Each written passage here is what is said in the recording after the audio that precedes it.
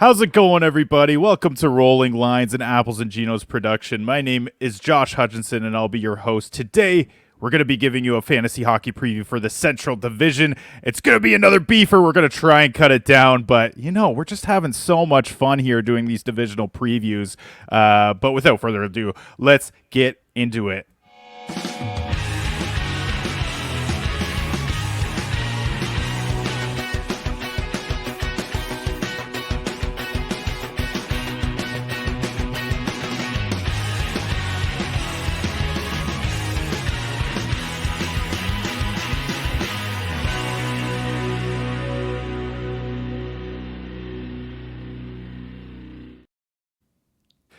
Gugsy, I think we've got the mics figured out. Oh dear God, I really hope this sounds good. We've been getting your guys' comments, and we are thoroughly embarrassed. But you know what? I hope we got this. It turns out, just put the mic a certain distance away from your mouth, adjust the volumes and whatnot. We think this one's gonna sound good, but please God, let it sound good. To be fair, the first week I think mine was turned down really, really low, so it sounded like you were just exploding through everyone's ears. So it skewed your opinion on what you needed to do with your mic. So I think we've got it figured out now. Yeah. I listened to it; it sounds pretty smooth. Let us know if you still have issues. Let us know. But we've been working hard to make it a little easier to listen to. Yeah. Thank you everyone for your patience. It means the world to us. I'm still getting the hang of things, and the fact that you're sticking it out with us through these beefer episodes. We love y'all. We appreciate y'all. Thank you so much. 100%, my friend. So before we get started, just a reminder, we've got a fantasy hockey draft guide that is available on patreon.com. Check it out. Only $7.99. It's got tons of stuff in there. We worked really hard on it this summer. We've gotten tons of really great reviews, actually. People have been very kind, talking about how it's absolutely we should be charging more for it. We're pretty happy with the way that it turned out. So if you're interested, go check it out. It is draft season, so it's a perfect time to do a little bit of light reading and get prepped for your fantasy hockey drafts. Now, let's dive into the Central Division. Gugsy, are you ready for this? I'm ready. This division's got some nuggets of gold for us to draft, and it's going to be fun. So let's get into it. Another beefer, I'm sure, but we'll try to keep it as fast as we can. Yeah, for sure. All right, so let's kick it off with an absolute banger. The Chicago Blackhawks. They were 8th in the Central last year, otherwise known as last. 31st in Corsi for percentage at even strength, 31st in expected goals for percentage, and 31st in scoring chances for percentage at even strength. The only team they were better than in all of these statistical categories was the San Jose Sharks. That's not saying a whole lot. They were really bad last year. Connor Bedard is the savior of this team. He was the only one that could generate anything on this team. The outlook is a little bit different, though, but we will get into that in a second. In terms of goaltending, wasn't as bad as you may have thought. Their 5v5 save percentage was 23rd in the league at .902, but Peter Mrazek really held his own on this team and played extremely well. Their 5v5 shooting percentage, 31st in the league at 7.67%. So they weren't generating a lot, and they were not converting. Just bad all across the board. And then their power play percentage, 16.6%, which was tied for 28th. This team was not good. There have been a lot of changes, though, so let's dive into that right now. In terms of key departures, nothing major for fantasy. Nikita Zaitsev, Taylor Radish out the door. Those are really, when I was looking at it, the only ones of consequence. I really had to scrape the bottom of the barrel to even get some names that were key departures. But in terms of key additions, we've got Tyler Bertuzzi from the Toronto Maple Leafs that signed with the Blackhawks. Teuvo Teravainen comes back. Ilya Mikheyev comes over in a trade from Vancouver. And Alec Martinez, the block machine is there on the back end. They also signed guys like TJ Brody, Patrick Maroon. They really shored up their lineup and brought some guys in that are NHL hockey players, which is not something that they could say last year. So Gugsy, is this team better? Is this team worse? What are your feelings about the Chicago Blackhawks going into this season? I gotta say they're better. All they lost was Zaitsev and Radish. I don't know. Tyler Bertuzzi, I'm excited for him. I think Nate was mentioning this week about how he's going to be stapled to Bedard, and we could see a lot of production from him. Last year he was kind of jumbled all over the place. His time on ice wasn't too hot on Toronto, especially the first half of the season. Honestly, I forgot Alec Martinez was a Blackhawk. I'm looking forward to that one. I think he's going to shore up that back end, but he's kind of a little bit old, little worn down. But I'd still rather have an injured old man Martinez than what they had to deal with last year. So we'll see. Yeah, maybe he's a good locker room guy too, Stanley Cups and whatnot. Yeah. For sure. He's a serviceable player, NHL player at this point still. Maybe not a guy that's going to be on a cup winning team anymore in his career, but he's a guy that could make the lineup. And certainly make the lineup on this team. Let's go into goaltending. So last year, as I mentioned, Peter Mrazek, he had 53 starts. He ended up being the volume starter last year and performed quite well. A .918 even strength save percentage on this brutal Blackhawks team. That is incredibly impressive. He looks to be the guy that's going to be getting at least a 1A amount of starts for this team. Laurent Brossoit was signed in the offseason. He had 22 starts with Winnipeg last year and had a .940 even strength save percentage. He's played pretty well the last few years, and the only unfortunate thing is that he is injured and looks like he probably won't be ready to start the year. So you may be getting a lot more starts for Peter Mrazek to kick things off. Arvid Soderblom, I think, is still in the fold. So he may get some starts here and there, but he really struggled last year. So, I think this is your tandem moving forward, at least when Brossoit comes back. How are you feeling about this?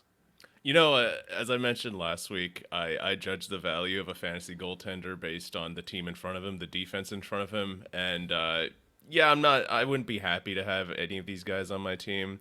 Although last year, as we talked about, Mrazek did great.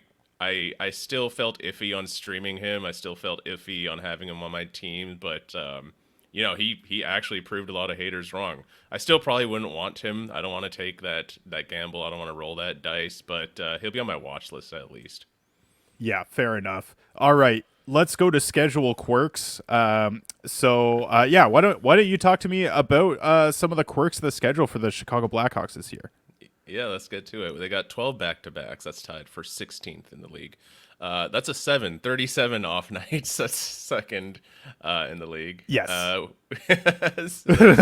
This damn font, I'm telling you. I should have changed it. I did not. No. I sewered you again. No, you know what? This makes the episode more interesting. And it makes people click on the YouTube link. So if you're on Spotify, check out Apples and Ginos on YouTube so you can have fun little moments like this. Yeah, these sevens are fucking wild. Come check it out on YouTube, baby. Yeah, you got to check out these sevens, guys. Weeks 22 to 24, if you have playoff schedule in those weeks, the Hawks will give you 10 games with 7 off nights. But on weeks 23 to 25, they'll give you 11 games, also with 7 off nights. Yeah, man, 7 off nights on both playoff in both playoff formats is pretty crazy. Those are pretty solid schedules. 10 games, 7 off nights between weeks 22 and 24. That's near the best schedule in the league. So there is definitely some value for having some of these Blackhawks. It's just a matter of how productive they're going to be. It's going to be probably pretty hard to get Bedard off of somebody, and then we'll just kind of have to judge. I don't know what these peripheral guys do. I am a lot more confident in the guys that they have this year around Bedard, but there's still not premium talents. There's not much beyond Bedard. And Seth Jones, I think if he sticks on power play 1 is a guy that is a lock for your lineup, but everyone else we'll see. So in terms of a power play projection, there is a more of a decent looking power play this year. I've got them projected as Connor Bedard, Tyler Bertuzzi, Taylor Hall. He's back. Did you forget about him? Because that's yeah. almost like a key addition there. He barely played last year. We were talking last year at this time about how he could be a sneaky value playing alongside Bedard all year, and then he just didn't because he was hurt. So, and then Teuvo Teravainen and Seth Jones rounding out the power play five. I think this is probably the way it's going to look. Is there anyone else that you think could slot in there, Gugsy? There's always Kurashev. I'm curious just because Nate brought it up in one of his episodes this week that he has a lot of chemistry with Bedard. So if Hall or hell even Bertuzzi or Teravainen, these are don't know if Hall has much chemistry with Bedard, but if anyone has a bit of trouble playing with Bedard, because Bedard, it's not like you could just make your granny play with him and your granny's going to get 10 points. You actually have to think the game similarly to how Bedard thinks. And it seems like Kurashev has an idea of that. So that might be the only threat. But it's just, which one of these guys would move off for him is the question. Yeah, for sure. It's also worth noting that Frankie Nazar is coming into the fold. I didn't project him, but he's supposed to be a pretty decent talent there too. Yeah. And that kind of could raise the ceiling of some of these wingers that aren't playing with Bedard, because they could be playing with Frankie Nazar on line two. Obviously not near as awesome of a situation as it would be to playing with Bedard 5v5, but it's certainly worth noting that he's also in the fold. You also look at Lucas Reichel. He's a guy that really struggled last year, and you hope that he takes a step going into this season. But we'll see. They didn't seem really very motivated to utilize him in ideal situations. So he was kind of pushed down the lineup for a good chunk of the year. So, but that's how I see it playing out. It's definitely more enticing than it was last year. That's for sure. Forward projections. All right, Gugsy, why don't you take the people through my forward projections for the Chicago Blackhawks? Yeah, Connor Bedard, the star of the show. You have him projected for 36 goals, 48 assists, and 84 points. Tyler Bertuzzi, you got him for 25 goals, 31 assists, 56 points, with a nice 105 hits to boot.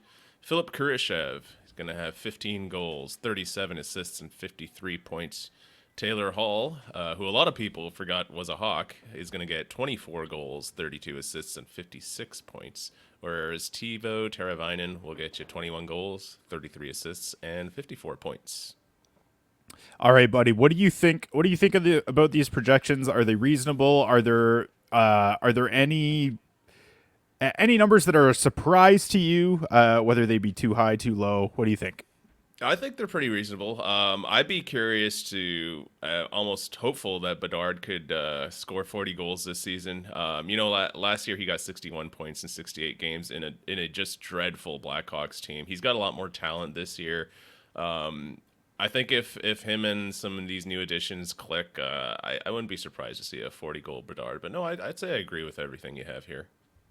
Okay, cool. I'm feeling pretty good about it. I think that the ceiling of depending on how the lineup plays out, some of these guys could smash through these numbers, some of these peripheral guys, but I projected them relatively conservatively just because I don't know exactly where they're going to play.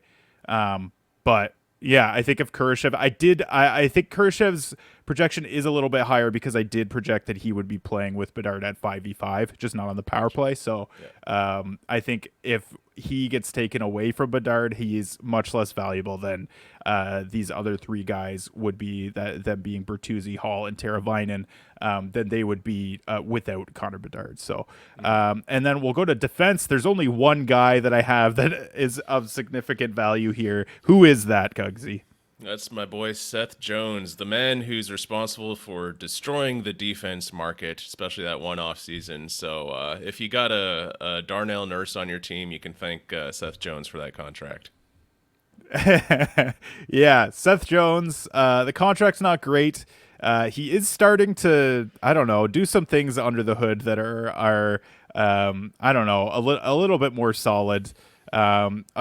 I mean, I could see him scoring over 50 points like I have him projected here this year. And I don't know, he does a lot peripherally. I think this guy is maybe a little bit underrated now because of the contract. Oh yeah. Because I think, yeah, he's, it's also hard to tell if a defenseman is good when he's playing on a team that's so fucking bad. So you really have to dig into the numbers under the hood, and even then, it's hard to tell. Like how much of it is a team, like the team surrounding you that is causing the issues defensively. But yeah, I think Seth Jones is a guy that you're going to be able to get for really nice value, especially in Bangers Cats. He covers quite a few of the categories pretty well. We'll probably get lots of power play time. In terms of sleepers, I'm going with Taylor Hall, my friend. Taylor Hall. I mean, before I just feel like he's potentially a 60-point player, and he's not even really being touched in drafts right now. His Apples and Geno's ADP is 230.8, and his Yahoo ADP is 191, so barely even being drafted in Yahoo leagues. And I just think that's a mistake. I think this guy is going to be a guy that you can get right at the end of your draft. Like, what do you think? How are you feeling about Taylor Hall, or is there anyone else that you'd pick as a sleeper here? Yeah, no, Taylor Hall, what I love about Taylor Hall is vibes are low. He was injured last year, didn't really do much. He hasn't done much for a while. His last memorable season, I don't even recall, was it that Devils MVP season, which was like forever ago? Yeah. Yeah. Don't get me wrong, he's had some notable seasons, but he's never really reached that peak again. And I feel like vibes amongst the fantasy hockey community are like, this guy's a bust. But honestly, you're going to get him for free or with your last pick. He could be, as you said, a 60-point producer with a lethal shot in the power play. Yeah, I'd take him for that value. I don't see anyone being as valuable as that on this team other than Ilya Mikheyev, who's a Canucks legend. No, I'm just kidding. Ilya Mikheyev's no. Taylor Hall for sure. I'd agree with that. Yeah, Mikheyev's the epitome of high volume, very low efficiency shooting. That guy has no hands whatsoever. Yeah, we saw it in Toronto here, and then we're like, oh, $4 million? Okay. All right, enjoy that. And sure enough, we were right about that. But yeah, Tyler Bertuzzi is another guy that I think he's not even being drafted in Yahoo right now, and I think that's a guy that's going to probably have very similar production to Taylor Hall with hits as well. And then my top three targets are Connor Bedard. Right now, his Yahoo ADP is 48. So that's the back half, or that's the very end of the fourth round into the early fifth round. I think that's incredible value for Connor Bedard. In Apples and Geno's leagues, he's drafted around 35, so that seems a little bit more reasonable. But the ceiling on this guy is huge. Like, I think 84 points is even a pretty conservative projection. Like, this guy is going to be. He has the potential to be unbelievable this season, and then going forward in the future. Seth Jones, we already talked about him. His Yahoo ADP is 146. That's great value for Seth Jones, in my opinion. In Apples and Geno's leagues, he's 87. So he's probably not going to go that late if you're in a competitive league at 146. But I think that. I think that he's still going to bring you some great value. And then, like I said, Taylor Hall, we already talked about him a little bit. Is there anyone else you'd add to this list? No, I'd say you got it down. An interesting note on Seth Jones, Blake and Nate mentioned this. You know, if the Hawks are down and out during your fantasy playoff schedule, there's a chance Kevin Korchinski might get some power play time just to see, what he's got. So that is one thing that they brought up that is in the back of my head, drafting Seth Jones. I think Jones is huge value where his Yahoo ADP is going, but that's still something to keep in the back of the head because fantasy playoffs, that's what it's all about, right? Yeah, absolutely. It's definitely possible. I was not wowed by Kevin Korchinski last year by any means, but obviously he's young. I think he was 19 last year, so it's tough to get around in the league as a defenseman playing on a team that poor when you're 19 years old. So I think that that's not the Kevin Korchinski we're going to see this year or moving forward. So we'll see. The jury's still out on that for sure. Let's move on to the Colorado Avalanche. Last year, they were third in the Central Division. They were sixth in Corsi for percentage at even strength, 10th in expected goals for percentage, and fifth in scoring chances for percentage. At 5v5, their save percentage was 21st in the league at 903, and their shooting percentage at even strength was 6th at 10.33. And then their power play percentage was 20. They converted at 24.5%, which was 5th in the league. This team is extremely top heavy, with the guys at the top playing tons of minutes. And then the rest of the lineup not really doing a whole lot offensively, but their numbers look fantastic because those guys at the top absolutely dominate when they're on the ice. So I and honestly, Jared Bednar deploys his top guys in a manner that is so great for fantasy hockey managers. He loves us. Jared Bednar, big fan of us fantasy hockey managers for sure. Yeah. I don't know. What do you think about the Colorado Avalanche moving forward here? Yeah, no, their top guys are getting all the minutes. My only question is Nichushkin. What are they going to do with him? Are you going to pick him up late, stash him, and is he going to be a steal for your team at the middle and the end of the year like he was last year, or is his leash a little short? But other than that, the people you're going to draft, the top dogs, are going to get top dog minutes. So that's something I'm always happy to draft, people who I know will get good deployment. For sure. I think that, so going into key departures, there weren't a lot. Sean Walker, who was a deadline pickup, he moved on, and Yakov Trenin, another deadline pickup, he moved on as well. Everyone else was not super relevant. Eric Brandstrom was a pickup. He didn't get qualified by the Sens, and Colorado picked him up.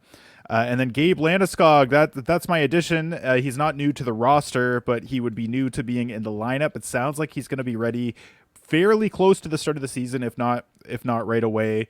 So that's pretty exciting. His ADP is all over the place because when mock draft started, we didn't know this information. So it'll be interesting to see kind of where he gets drafted. Yeah, but I'm sure. Definitely interested on what are you saying there, Gugsy? Sorry. I just see he's at 137.8 right now. I imagine in 2 weeks from now he could easily be like a 110 or something just because of hype alone. Yeah. Yeah, for sure. And I think that that's a guy that's gonna that could potentially smash. Obviously, he hasn't played in 2 years. That's a big factor due to injuries that they thought were gonna essentially force him to retire. So we don't know what Gabe Landeskog is going to look like, but the ceiling there is immense. So and then, like you said, Val Nichushkin, we don't really know what's going on with him. We don't know if he'll be back with Colorado, but he's eligible to come back sometime in November, I believe. So I that's another guy that I would maybe take a flyer on at the end of my draft as well. Obviously at the very end, because I don't know if he's even going to play at all. Like maybe he goes back to the KHL. I have no idea. I really that's a situation that it seems like no one really knows, and no one really has inside information on. So we will see what happens. But if he does get back in this lineup, like that could be like he could almost be a league winner. So that's a fascinating one to be watching for sure. So as much as Colorado has a lot of players where you know what to expect, there's a lot of question marks here too, because their ceiling could be even higher. And then in terms of goaltending, Alexander Georgiev last year was a volume starter, 62 starts with a 906 even strength save percentage. I've noticed that the Central Division is kind of the volume starter division. Like a lot of the guys that are at the top of the league in terms of starts every year are from the Central Division. And you'll see that as we move forward through these teams. I'm not sure. It's fascinating to me. I noticed that last year for the first time, but Georgiev, one of those volume starters. Justus Annunen played really well in limited time. He had 12 starts, 923 even strength save percentage. They did not plan on him being the backup last year, but Pavel Francouz ended up having an injury that derailed his career. He retired this offseason. So So Annunen was kind of thrown in there. Didn't get a ton of starts, but he looked really solid in limited time, and I think Yeah. that's a guy to be watching. But I still think Georgiev is the volume guy for sure. Any objections there? No, I agree. Annunen is last year. I was always impressed by his performances. He had good performances for the most part, and I always kept him on my watch list just in case Georgiev stunk it up or had an injury. And Georgiev had some stinkers. Don't get me wrong, but I just kept coping that please Annunen become the starter because having the Colorado Avalanche in front of you as a goalie that's awesome, especially if you can get that goalie for free. So Justice. He's probably going to be on my watch lists in every league. And if it's a really like deep goalie league, I might even draft him. So yeah. Sure. And schedule quirks. Talk to me about the Avs and what their schedule looks like this year. Yeah, for sure. So they got 12 back-to-backs, tied for 16th, 32 off nights, and that's tied for 7th. Weeks 22 and 24 playoff schedule, they'll have 10 games with only 3 off nights, and weeks 23 to 25, they'll have 11 games, again, 2 off nights on that. So not great for the off nights department. Yeah, interesting. They have a lot of off nights, more off nights than average through the season, but at the end of the year, they don't have a ton of off nights when it really counts. So that hurts a little bit, but I still think there's Colorado Avalanche.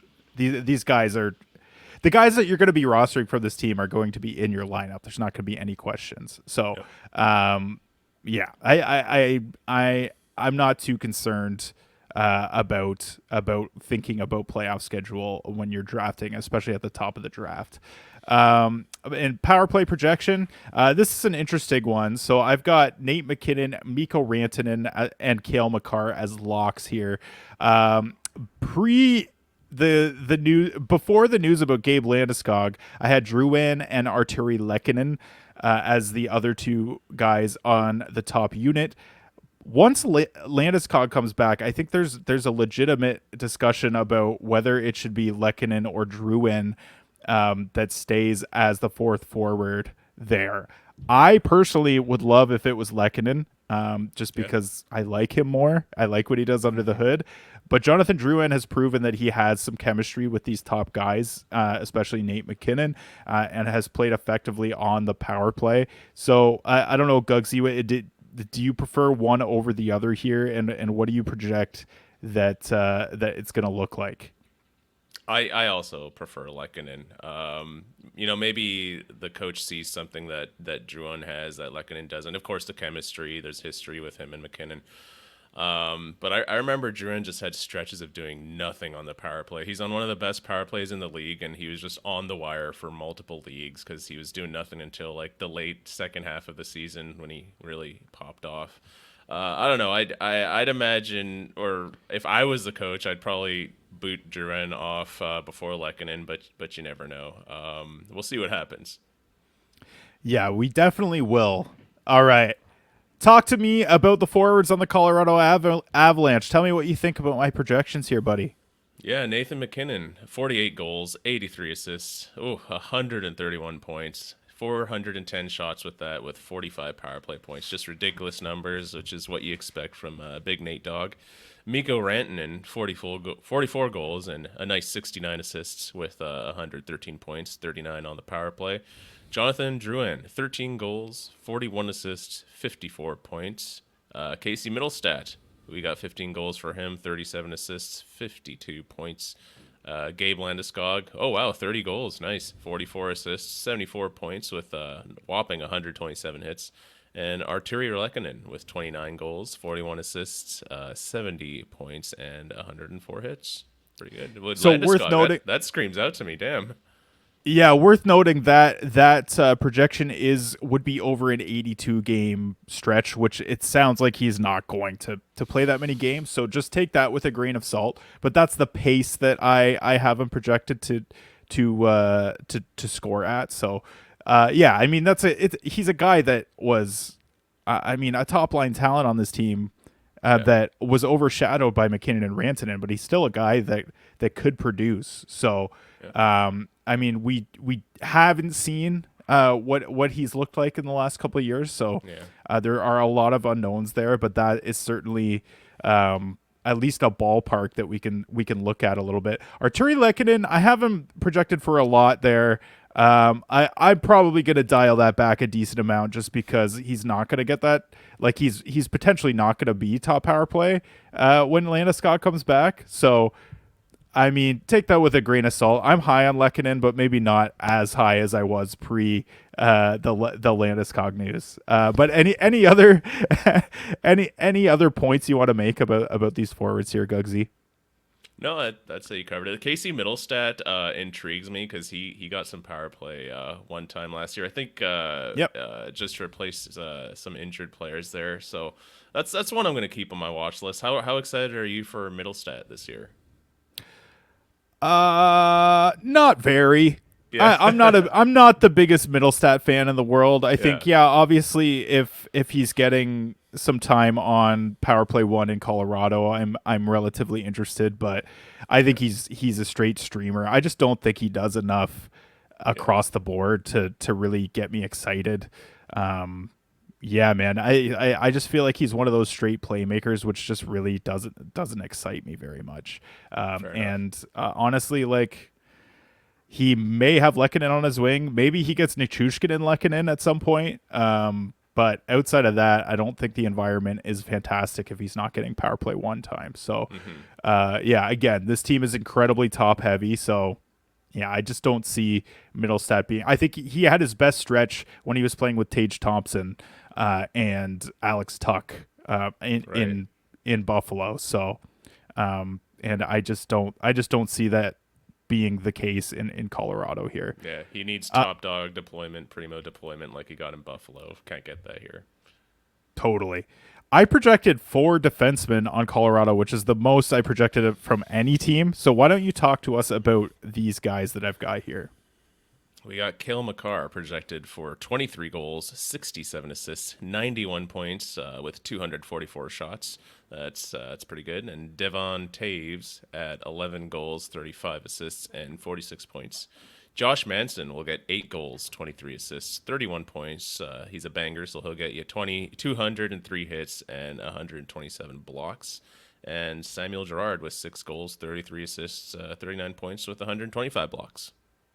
Yeah, I think Sam Girard with Bo Byram out of the picture, I think has a little bit more of an offensive opportunity there. I think he'll play some more minutes, and that's exciting because he has shown that he has some offensive upside. Doesn't do a ton peripherally, doesn't shoot a lot. He does block, but yeah, I could see him getting at least pushing the 40-point mark, which is certainly something to at least watch for Sam Girard. I don't know if that necessarily, it depends on your league, but I don't know if that necessarily makes him a rosterable player for an entire season, but it certainly is a guy that you should be watching on the waiver wire. Manson, I threw him in there because he chips in a little bit of offense and gets a ton of periffs, so that's a guy that you should always be keeping track of. Devon Taves, there's tons of contingent upside with him. If Cale Makar goes down with an injury at any point, he's going to be the power play quarterback. They've shown that in the past. That's the way that they lean.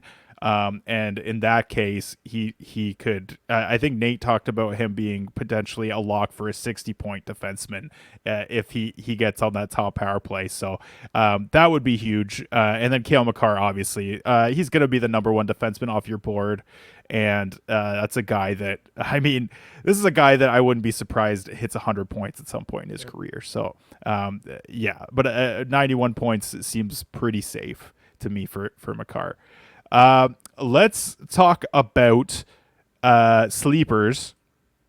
So I had Arturi Lehkonen as a sleeper. I don't think that that's necessarily the case. I do feel like year after year he does get disrespected and goes lower in drafts no matter what. I'm not as excited because I don't think there is as much opportunity if Landeskog is back.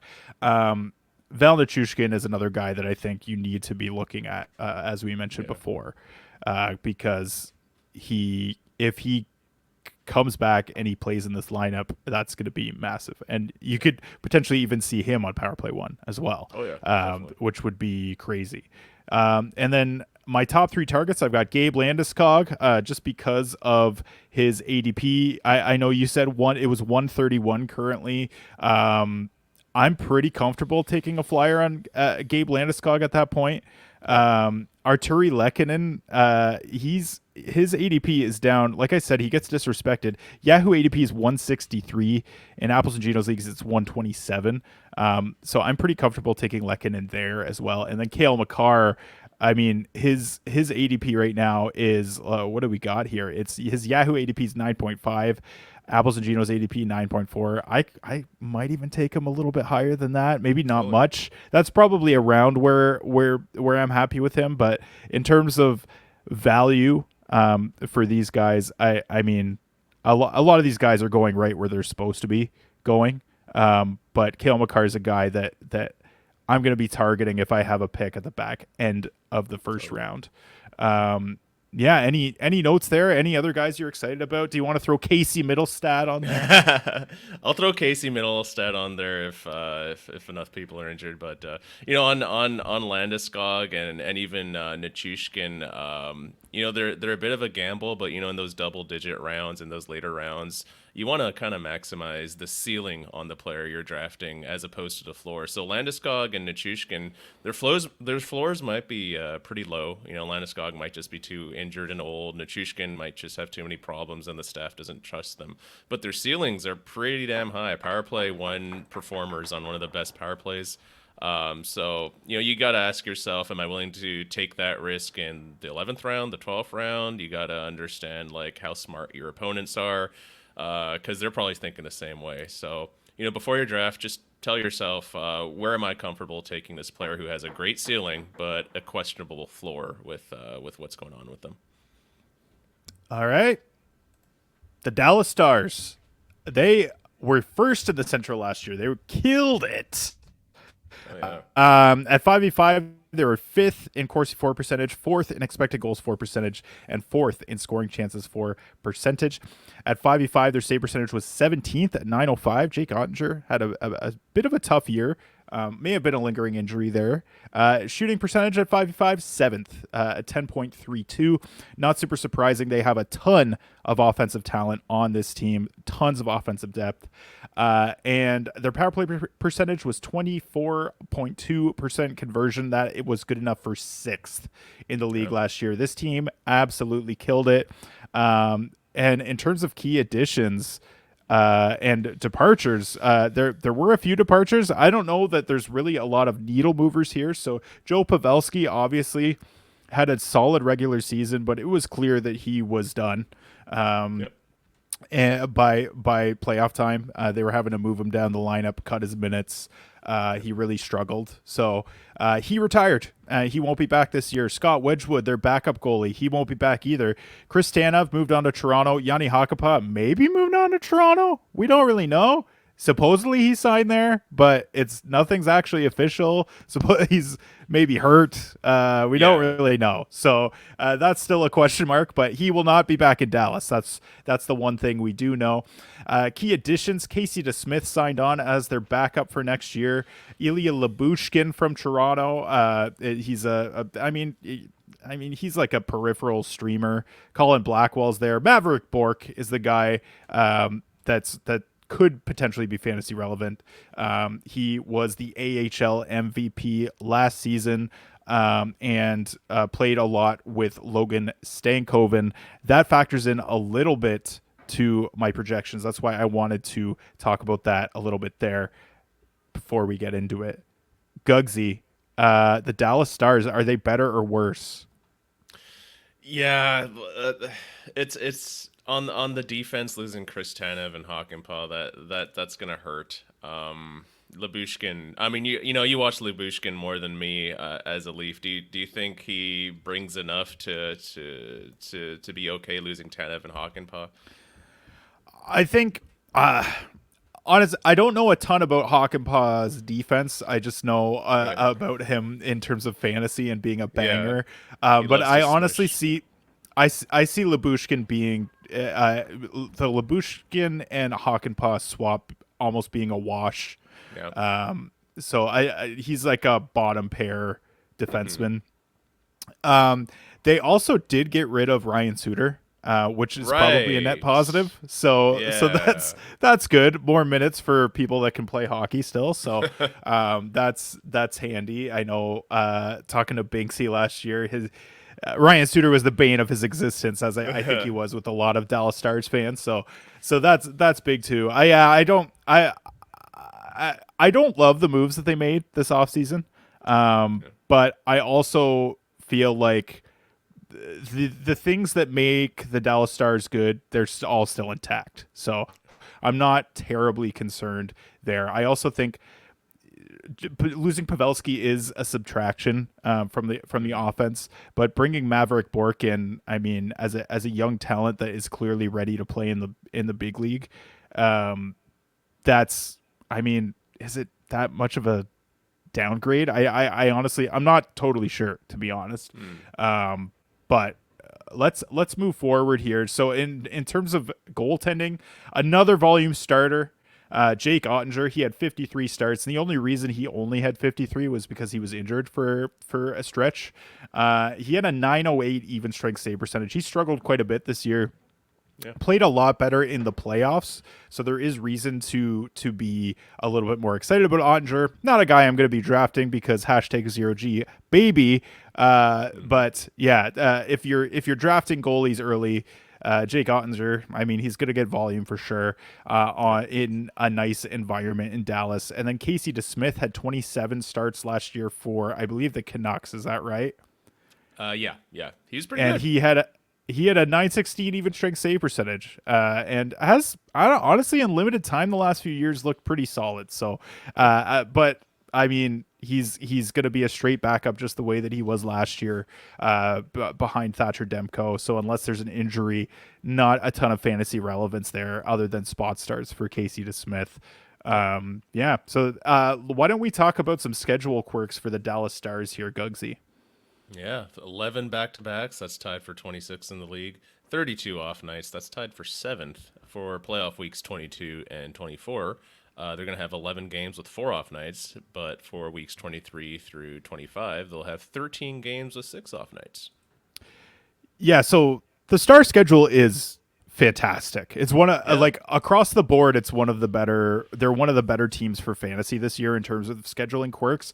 Obviously, back to backs, there's not a ton, but really, when you're looking at back to backs, you're looking at goaltending situations, and it's like, are you really going to be rostering Casey DeSmith? Probably not.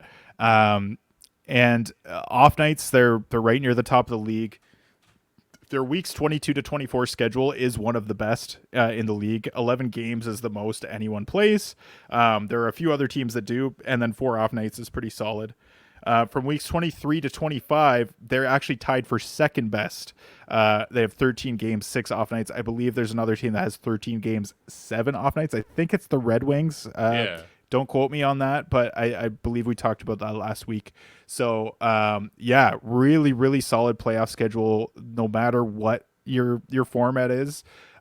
So I like the Stars a lot, and there are a lot of players that could potentially be fantasy relevant on this team this year. How are you feeling about this schedule? Are you does this make you, looking at this, does this make you feel like you want to reach a little bit more for Stars players? Yeah, oh, definitely.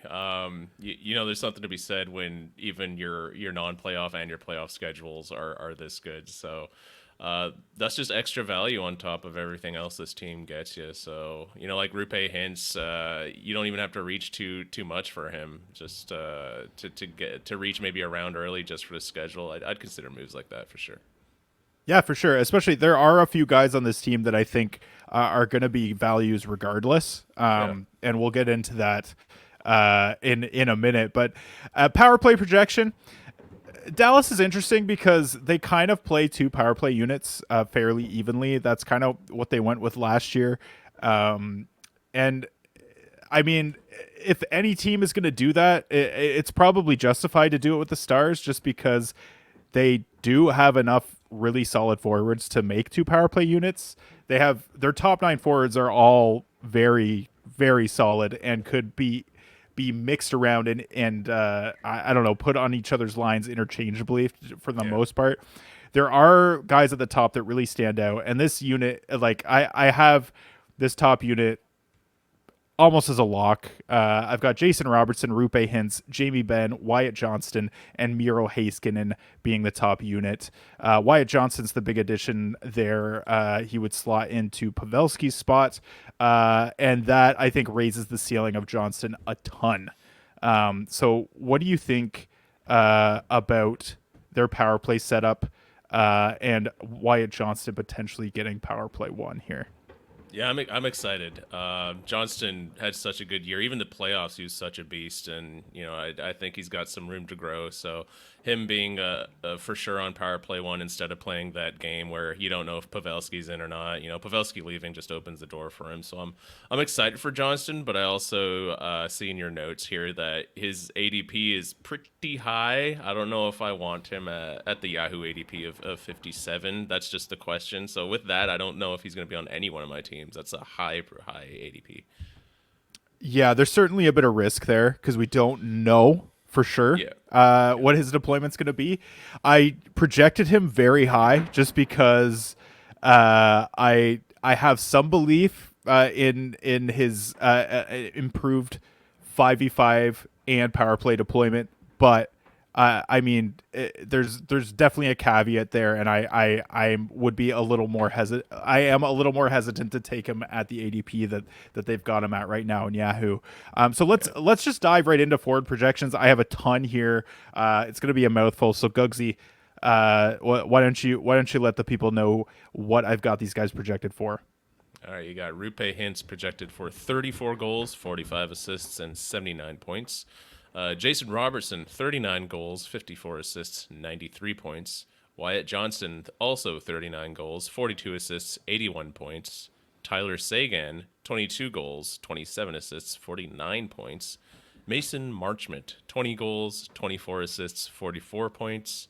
And Matt Duchene, 22 goals, 34 assists with 56 points. Maverick Bork coming in with 20 goals, 25 assists, 45 points. Logan Stankoven, the Stankster, 22 goals, 33 assists, and 55 points. And last but certainly not least, Jamie Benn, 23 goals, 39 assists, 62 points with 100 hits to boot. Yes, that is a mouthful. Sorry about that, Gugsy. I projected a lot of these guys, but I do think it's worth looking at each of them just because, like I said, the top 9 forwards, they're all very solid. So you lose Pavelski, you gain Maverick Bork. This is why I think Wyatt Johnston is going to play on the top line with Jason Robertson and Rupe Hintz. The argument that a lot of people have for Johnston potentially sticking with Jamie Benn and Logan Stankoven is because there is some chemistry that they've built over time, and maybe they want to stick with that. My thought is Maverick Bork had a ton of chemistry with Logan Stankoven last year in the minors, and he just seems like a natural fit. It seems like they want to play Jamie Benn with the young guys to kind of protect them and just as a veteran presence on their line. And so it seems like a natural fit for Wyatt Johnston to kind of graduate into a position where he's going to potentially flourish even more on the wing with Hintz and Robertson, and then have Maverick Bork centering Stankoven and Benn in his stead. Now, obviously, Tyler Sagan played on the wing with Robertson and Hintz at times. I know Nate projected him with that in mind, but I'm feeling like this could be a distinct possibility. But obviously, there are a lot of things that could happen with this lineup. But that's my theory. Does it make sense? Did I articulate that very well? No. I feel like that was a bit of a mouthful. No. I think that makes sense. Bring in Bork, get the young guys in with Jamie Benn, and really try to unlock Wyatt Johnston and his potential on that top deployment. Yeah, that makes sense to me. All right, let's talk about defense. We've got a couple big names on D in Dallas. Why don't you talk us through those two guys here? Yeah, we got Miro Heiskanen projected for 11 goals, 57 assists, and 68 points in total. And Thomas Harley, 10 goals, 34 assists, 44 points with 140 blocks. Yes. So Thomas Harley, I think, will get slightly less power play time than Miro Heiskanen. They actually sometimes use them interchangeably. Like sometimes Harley got more power play time than Heiskanen. Sometimes Heiskanen, like both units played similarly, especially in the second half of the year last year for Dallas. So yeah, I think there is some upside here for Thomas Harley. He's still a young guy. He's shown that he can score even at 5v5. I think they'll probably play together 5v5, which is exciting. And we'll probably play with the top guys a lot. So I like that a lot for both of them. Heiskanen, I see him bouncing back a little bit and getting close to that 70-point mark where he was 2 seasons ago. So yeah, I don't know. There's not a whole lot else to say here. I like both of these guys. I would like both of them on my rosters. I don't have either of them in my top 3 targets. I think Heiskanen's going at 58 in Yahoo and 63.9 in Apples and Geno's leagues. That seems about right to me. There are a couple other D-men in that range that I think I would prefer, guys like Josh Morrissey. But I don't know that I prefer Josh Morrissey, actually. I'd have to look at that again. They're in the same realm, though, those two. And then Thomas Harley, his Yahoo ADP is 134.6. I'm pretty happy picking Harley at that point as well, because that's when you start picking guys that aren't power play quarterbacks in points leagues. And Thomas Harley is probably one of the best guys out there that's not going to necessarily get primo power play time. So yeah, I'm pretty comfortable taking Harley at that point too. Any other notes here on these defensemen here? No, I agree with your points. Harley is pure value for a non-power play 1D man who, again, if Heiskanen's injured, that guy is going to take his reins and he's really going to give you value there. I'm on the same boat with Heiskanen's ADP. There's just a lot of players I'd prefer to take in that area, but I wouldn't be too angry at myself for taking Heiskanen. I think that's fine value, but yeah, I agree with those points. So in terms of sleepers, I've got Maverick Bork and Logan Stankoven as potential sleepers. Stankoven people know about. I think he's a name that people got really excited about in the playoffs. So that's a guy that I think will get drafted. But Maverick Bork, don't know that he'll be touched. And I have some tempered excitement about him. Not drafting him by any means, but he's a guy that I'll be watching carefully. I just think that there's some significant potential upside here. Him and Stankoven were just absolute killers in the AHL last year and proved that they don't need to be there anymore. So I don't know that they're going to get a ton of power play time, which definitely hurts their ceiling. But those are guys that I think could be pretty productive at 5v5 at the very least. Yeah. And then my top 3 targets are a couple guys that are getting disrespected in the ADPs a little bit. Jason Robertson, I see him going at 29 in Yahoo and 23.7 in Apples and Geno's leagues. So either at the back end of the second round or in the mid third. I do really like that spot for Jason Robertson. He was a first rounder the year before. I don't see him getting back to the same production that he had 2 years ago, but he is certainly I'm a fan of what he could do this season and getting back at least closer to that level. So, and honestly, and the upside, we've seen him break 100 points in the past. We know that it's possible, so it could happen again. So the potential upside here and the potential ceiling for Robertson, I think, is huge. And to get him in the third round would be just incredible. And then Rupe Hintz is my last guy. He struggled a little bit last year, but I really like his situation this year. I've got him for 79 points. Apples and Geno's ADP 106.8. And his Yahoo ADP is 93. That is considerably lower than he's been at over the last few seasons. So I really like that value for Rupe Hintz. If you are fading centers, that is a great situation. And Rupe Hintz, I think, could bring you huge value. Baby dry. Baby dry. There you go. A lot of bad vibes around Rupe Hintz because of last year. So yeah, you're getting him at a value for this year's draft. I like that. Yep, those are the guys that you're looking for. the guys that maybe struggled a little bit last year that people are off of, that I mean, there's no reason to where there's no reason to think that they couldn't bounce back. Those are the guys that you should be targeting. Absolutely. All right, buddy. Are you ready to move on? Let's move on. Let's do it. Oh, yeah. The Minnesota Wild in 2023-24, they were extremely disappointing. They were 6th in the Central Division at 5v5. They were 20th in Corsi for percentage, 14th in expected goals for percentage, and 17th in scoring chances for percentage. They were very middling in terms of shot and chance generation.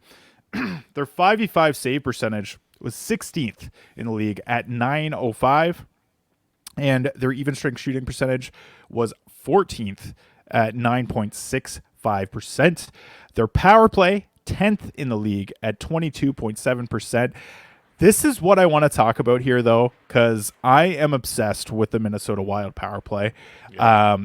Without a locked-in power play quarterback, this team on the power play was first in Corsi for per 60, first in scoring chances for per 60, and first in expected goals for per 60 on the power play last year. Their shooting percentage, 28th. So there is some serious positive regression coming for this power play. And they, I mean, maybe this is a hot take, and I don't know if we'll do a hot take episode this year. I don't know that we'll have time, but I mean, the Minnesota Wild could be the best power play in the league next year, and I would not bat an eye one bit. And that is shocking for a lot of you to hear, because historically Minnesota's been more of a defensive team, but the offensive players at the top of this lineup are so good, and I'm so high on each and every one of them. I just think that this, and you'll see it in my projections, I'm maybe a little bit too high on some of them, but yeah, I mean, we've all got some blind spots, but I do think that those numbers on the power play are crazy impressive, and there is reason to expect them to be even better than their 22.7% conversion that they had last year. What are your thoughts there, man? What do you think when you see those numbers? Yeah, just I've always viewed the Minnesota Wild as like mediocre. I barely watch Wild games, but I don't know, maybe it's their logo or something, and your numbers here with everything kind of reinforces that. But it's shocking to hear you say that about the power play. They have nowhere to go but up with those kinds of numbers. So that, you know, that's something that you got me a little bit excited for these guys. Kirill Kaprizov, of course, is the engine that runs that show, and it makes sense. He could have had a lot better of a season, and if some things clicked a bit better, maybe you would have seen those power play numbers not be so crazy. So yeah, looking forward to seeing your projections though. This looks fun. Yeah, man. Just you wait. There are some eye poppers there. All right. So in terms of key departures, Alex Goligoski retired. That was pretty much it. Their key additions: Yakov Trenin, Travis Boyd, Jacob Lauko, all guys at the bottom of the lineup, or even guys that might not even be in the lineup every night. So nothing with fantasy relevance. Their goaltending: so Philip Gustafsson last year got 43 starts. He was the 1A in that tandem, but he struggled mightily. He had a .904 even strength save percentage, looked really, really tough, and honestly was a big reason that they struggled last year. Was he just wasn't able to stop a puck. I am pretty high on him to bounce back. I know Nate mentioned in his stream last night that he is a guy that he's targeting. I think that that's worth looking at, because they're at the second half of their tandem, Marc-Andre Fleury, while he did perform better than Gustafsson at 5v5, he had a .918 even strength save percentage. He's getting older, and I think he's playing this year to get to pass. Who is it that's second on the all-time games played list?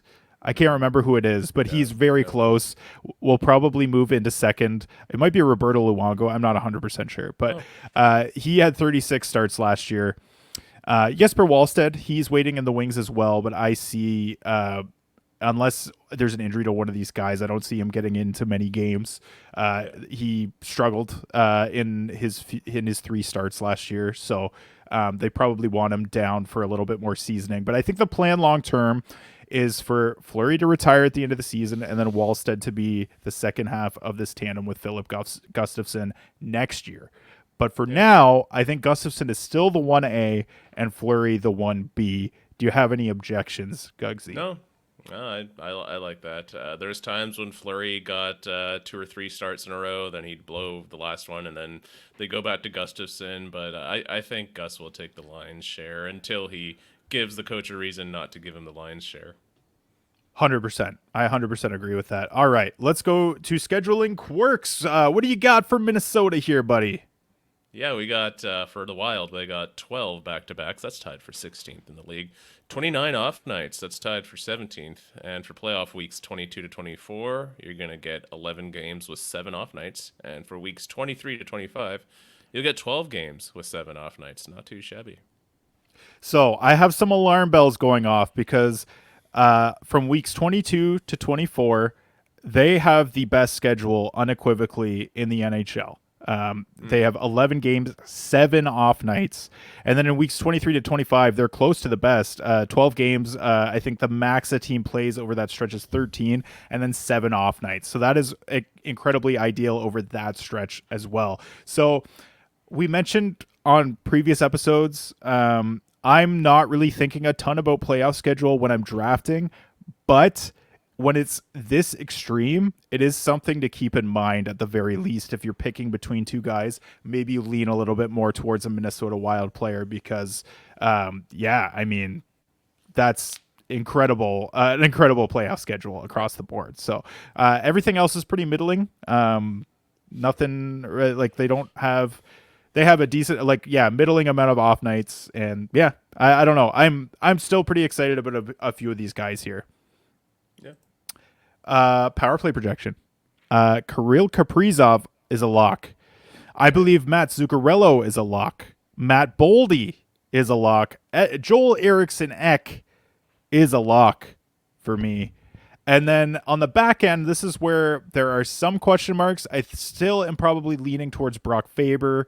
Yep. He's the young guy. I don't see him really being the power play quarterback of the future, but he probably is that guy this year. Jared Spurgeon is also healthy. He has been the quarterback in the past and does have a little bit of offensive upside, so that's a guy that I definitely would be watching out for. They also, even when the power play was excelling, they weren't necessarily locked in on keeping Faber in that spot. They had guys like Declan Chisholm playing last year, who's Declan Chisholm? I remember us talking about that on the show. Who else played back there? Kalen Addison, who is now on a PTO with Ottawa. They dealt him to San Jose. There were a lot of names that played in that position. Faber played the most, but it seems like they may not be 100% sold on him being that guy. What do you think about that? Yeah, I think Faber's gonna take the priority in cracking power play one, but for sure, I mean Spurgeon's been that guy for so long. Spurgeon's their captain, and yeah, he's healthy as far as we know so far. So I think Faber might get the first priority, but his leash might be a bit short. Sure. All right, let's go to forward projections. So Gugsy, read them off. Let me know what you think here. Yeah, Marco Rossi. We're getting him for 22 goals, 27 assists, and 49 points. The big dog, Kirill Kaprizov, 51 goals, 63 assists, 114 points. That's coming in with 310 shots and 45 power play points, which is just great for where his ADP is going. Matt Zuccarello, 28 goals, 57 assists, 85 points with 38 power plays. Joel Eriksson Ek, Jeek, 32 goals, 37 assists, 69 points. Very nice. With 281 shots and 159 hits. And a bunch of faceoffs. That guy loves winning faceoffs, so I'm a fan of that.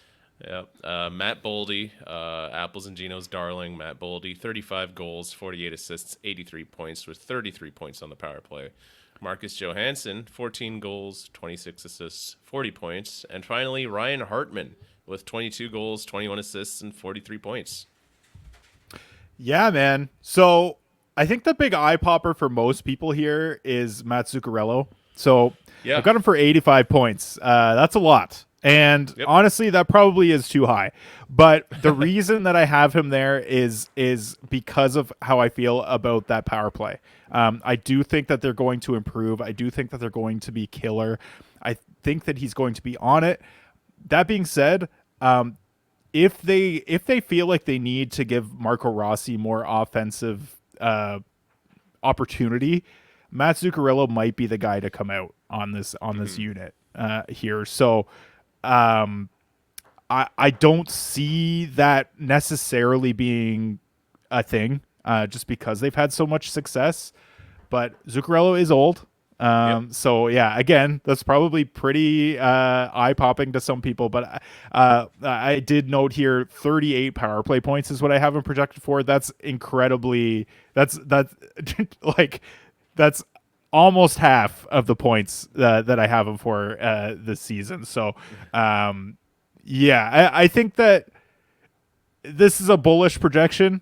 I think I'm not sure how how I feel about it, but like I don't want to say like I'm gonna die on the hill of the Zucchini Man being at 85 points, but I am higher on him than some other people are.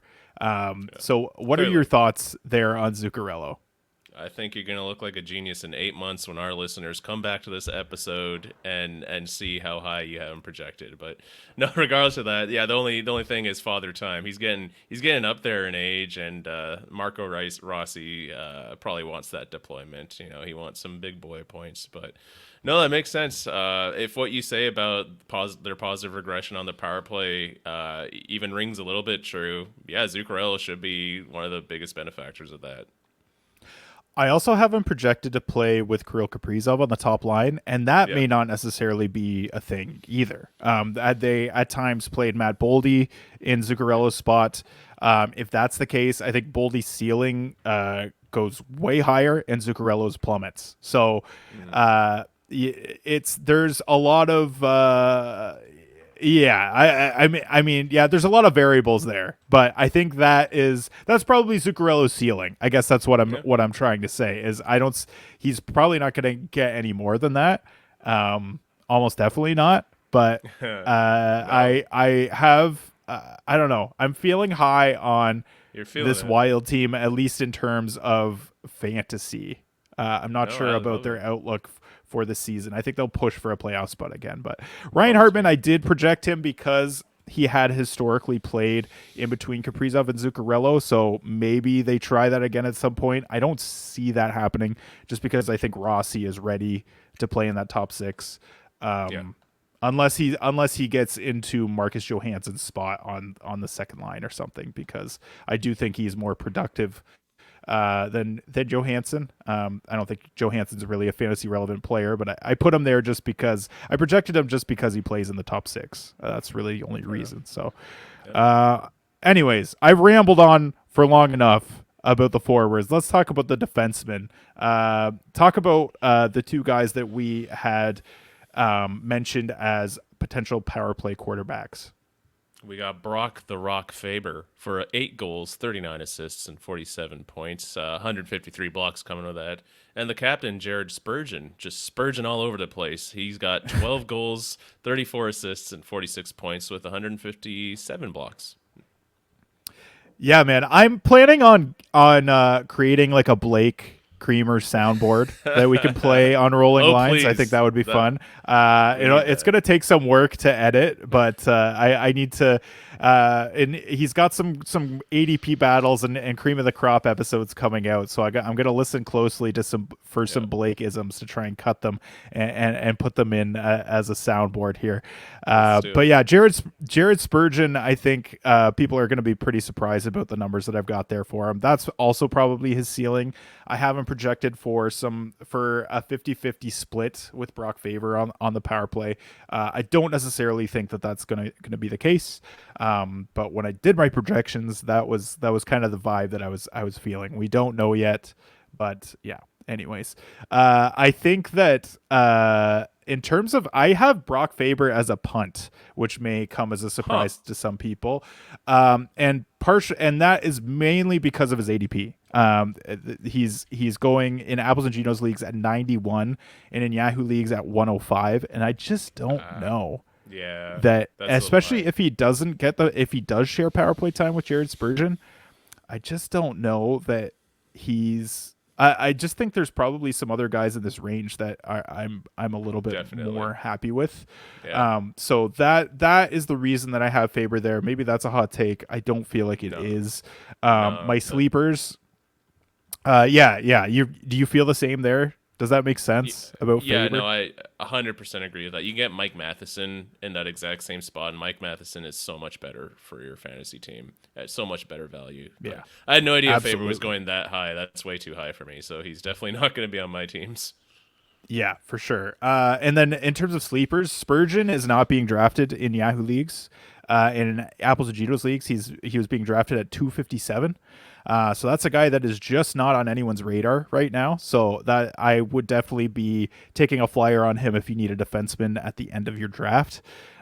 Marco Rossi is another guy. Again, we talked about contingent upside there. If they decide that he could get some power play time, or if he centers Kirill Kaprizov, which is a distinct possibility, I think that he has a higher ceiling than what I have him projected at as well.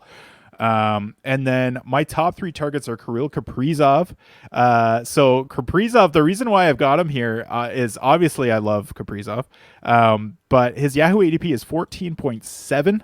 His Apples and Cheetos ADP is 7.2. I have him pretty much locked in with my projections and the way that I've done my rankings in a lot of formats. I have him locked in as like my number 6 guy behind the clear cut top four. You've got McDavid, McKinnon, Matthews, Kucherov. That's pretty much your clear cut top four. I have Pasternak slightly higher than Kaprizov, but then I have Kaprizov locked in at that next spot, which is Okay. where I'm probably going to be taking him in a Okay. lot of cases. So if he falls any further than that, I think he brings value for you. Hmm. So that's why I've got Kaprizov there. What are your feelings on that? No, that's a. I'm just wondering, would you take Kaprizov over Drysaitel? Let's say points league. Yes. Yes, I Yeah. would. Oh, damn. That's a Yes. beautiful. That's Uh, nice. I like that. I think Spicy. that Kaprizov could be ahead of Draisaitl in points, and then in terms of peripherals, he just absolutely crushes him. Like he shoots more than Yeah, about 100 shots more than him every single that's year. true. So Yep. that's really the big factor there. So yeah, I think he does edge out Draisaitl. Draisaitl does have the dual eligibility, so that he's got that going for him. But I see their power play production being potentially very similar. Like if Right. Kaprizov gets to the 45 power play points that I have him projected at, he could like that could be better than Draisaitl. So Totally. yeah, so I that's why I'm banking on Kaprizov this year. I'm pretty much all in on him. Lots of value. Matt Boldy is my next guy. He's obviously been an Apples and Genos guy for a long time. I in Yahoo leagues he's going at 72, so I would smash Oh Matt yeah. Boldy at that point. In Apples and Genos Yeah. leagues at 39, that's also pretty solid. That's in the Mm-hmm. fourth round. I think that I'm pretty happy picking Matt Boldy at that point, especially with left wing, right wing eligibility. And like his ceiling is very high. I think if he plays Yep. with Kaprizov, he could be like up in 90 point, like hitting 90 points, which is if you're getting him in that range, that's massive value. So I think Matt Boldy is a guy that you should be looking at very carefully. And then obviously I talked about Jared Spurgeon. He's not even being drafted right now, so that's a guy that I would be targeting at the end of my draft. Because there is potential for him to maybe be better than everyone is thinking. Yeah.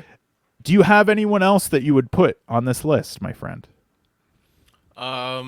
Let me see here. You know, I'm especially excited for Boldy. Boldy was my main guy. Him at such a value of an ADP has me super excited. I'm gonna reach a couple rounds early for him, especially in leagues where I know I got buddies listening to podcasts like this one. The secret might be out if your opponents are more like on the ball with this type of thing. So definitely, I wouldn't be waiting for the seventh round on picking up Boldy. I'd reach quite a bit for him. I think that guy has huge value. Even if yeah, as you said, you get him in the fourth round, he's still going to give you value. So that's an exciting player. Yeah, for sure. All right, man. All right. The Nashville Predators. This is a team that might be exciting for the first time ever. Yep. Oh yeah. All right, we'll see. But last year, I mean, they were pretty solid last year. Fourth in the Central. In terms of underlying stats, eighth in Corsi for percentage, sixth in expected goals for percentage, and eighth in scoring chances for percentage at even strength. Those are really solid numbers at 5v5. Their 5v5 save percentage was eighth at 912. UC Saros actually had a down year, and they still had a really solid save percentage at even strength. Their shooting percentage, 20th in the league at 9.27%. And their power play percentage was 15th at 21.6%. Obviously, there are some pretty decent numbers here. Nothing super eye-popping, but I think the reason why they're exciting is what they did in the offseason. So we'll talk about key departures. Yaroslav Askarov got dealt. UC Saros signed a new deal.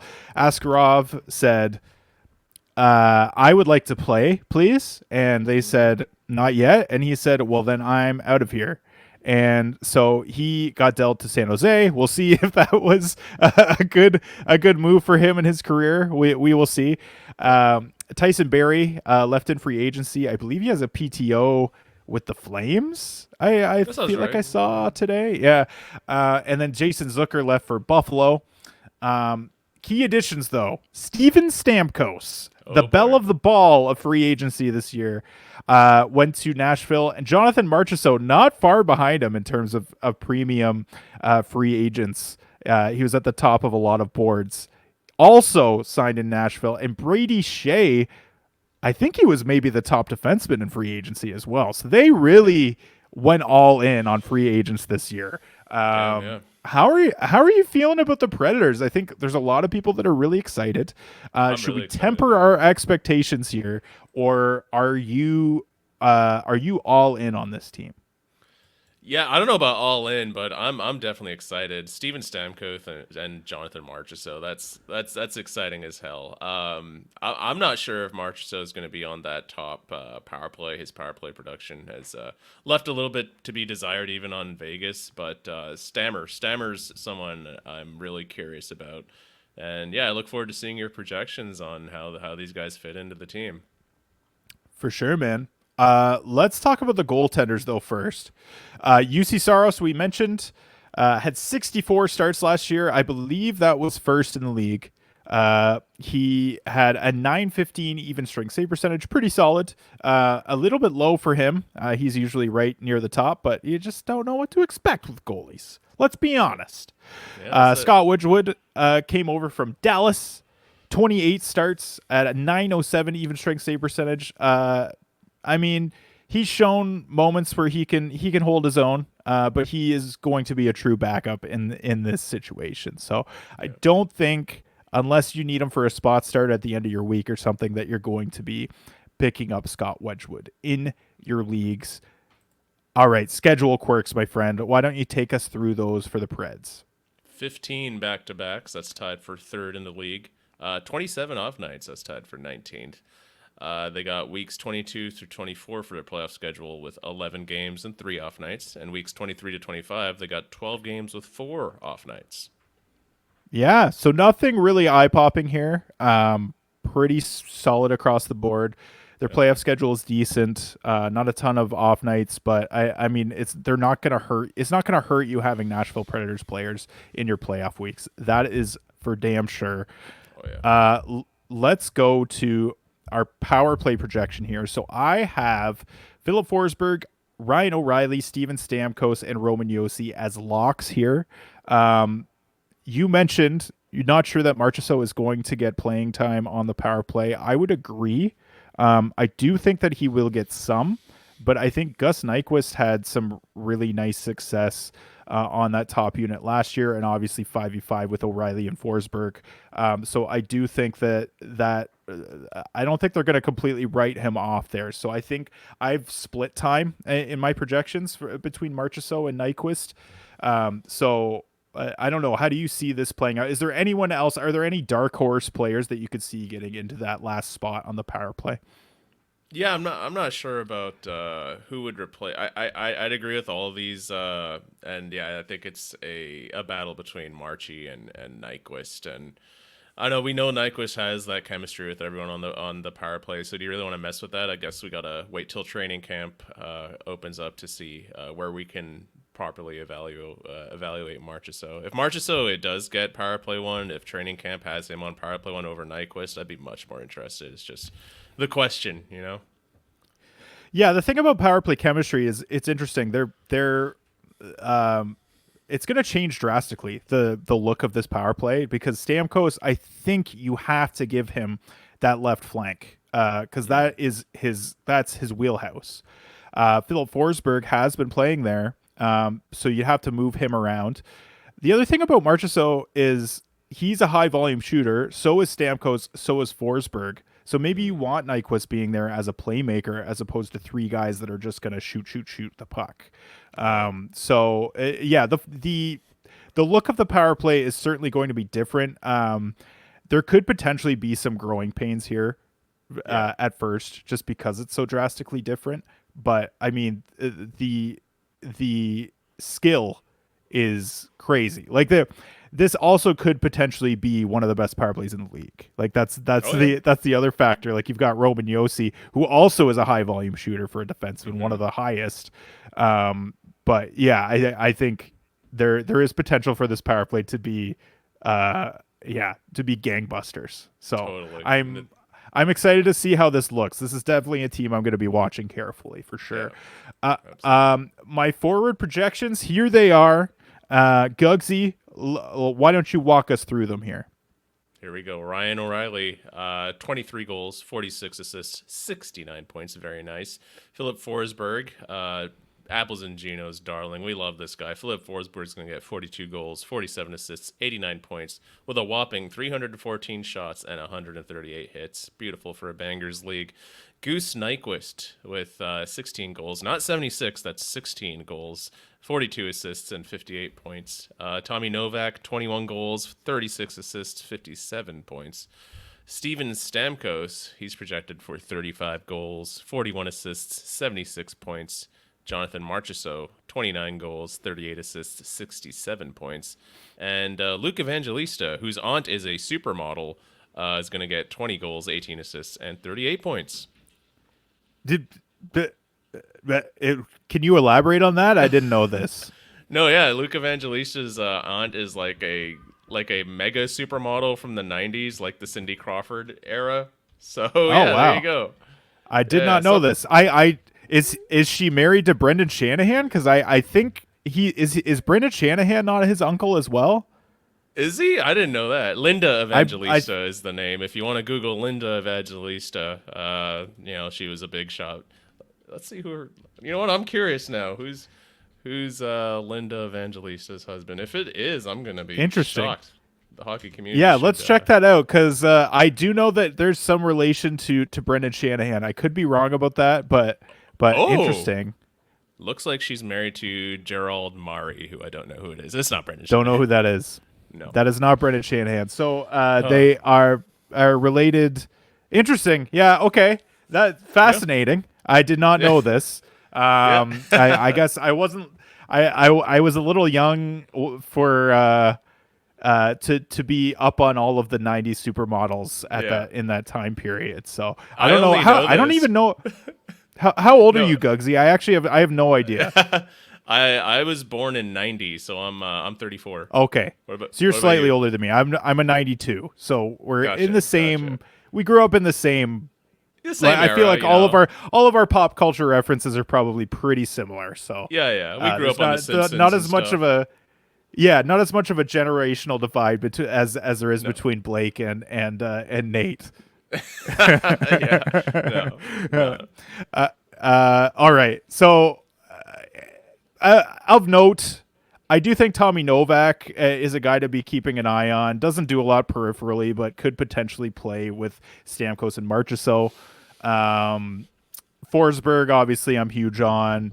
Ryan O'Reilly, I think some people might be surprised that I haven't projected that high, but I just see him getting primo deployment still. Yep. He really ran with it last year, and he proved that he still has gas in the tank offensively. So I don't really see much changing for Ryan O'Reilly. So I think that he's one guy that's going to stick on the power play and stick with top line deployments. So that's why I've got him so high. Yeah, I guess let's move on to defensemen. So I've got a few guys projected here. Why don't you walk us through these hot shots? Yeah. My second favorite defenseman to draft, Roman Josi, with 22 goals, 59 assists, and 81 points, coming in with 294 shots and 143 blocks. Brady Skjei, or Shea as some people call him, will come in with 13 goals, 31 assists, and 44 points. And the big, beefy banger, Jeremy Lauzon, only 5 goals, only 11 assists, only 16 points, but that's not what you draft him for. You get him for his 368 hits and 111 blocks. Yeah, that's a lot of hits. That is yeah. a lot of hits for Jeremy Lauzon. Yeah, definitely be keeping an eye on him. He's the new Radko Gudas. So yeah, I'm definitely considering him in Bangers Cats leagues at the end of my draft. Roman Josi, I mean, I think he's just the best. I love Roman Josi. He's gonna be your number 2 guy off of your board in terms of defenseman. And then Brady Shea, a fairly positive fantasy player.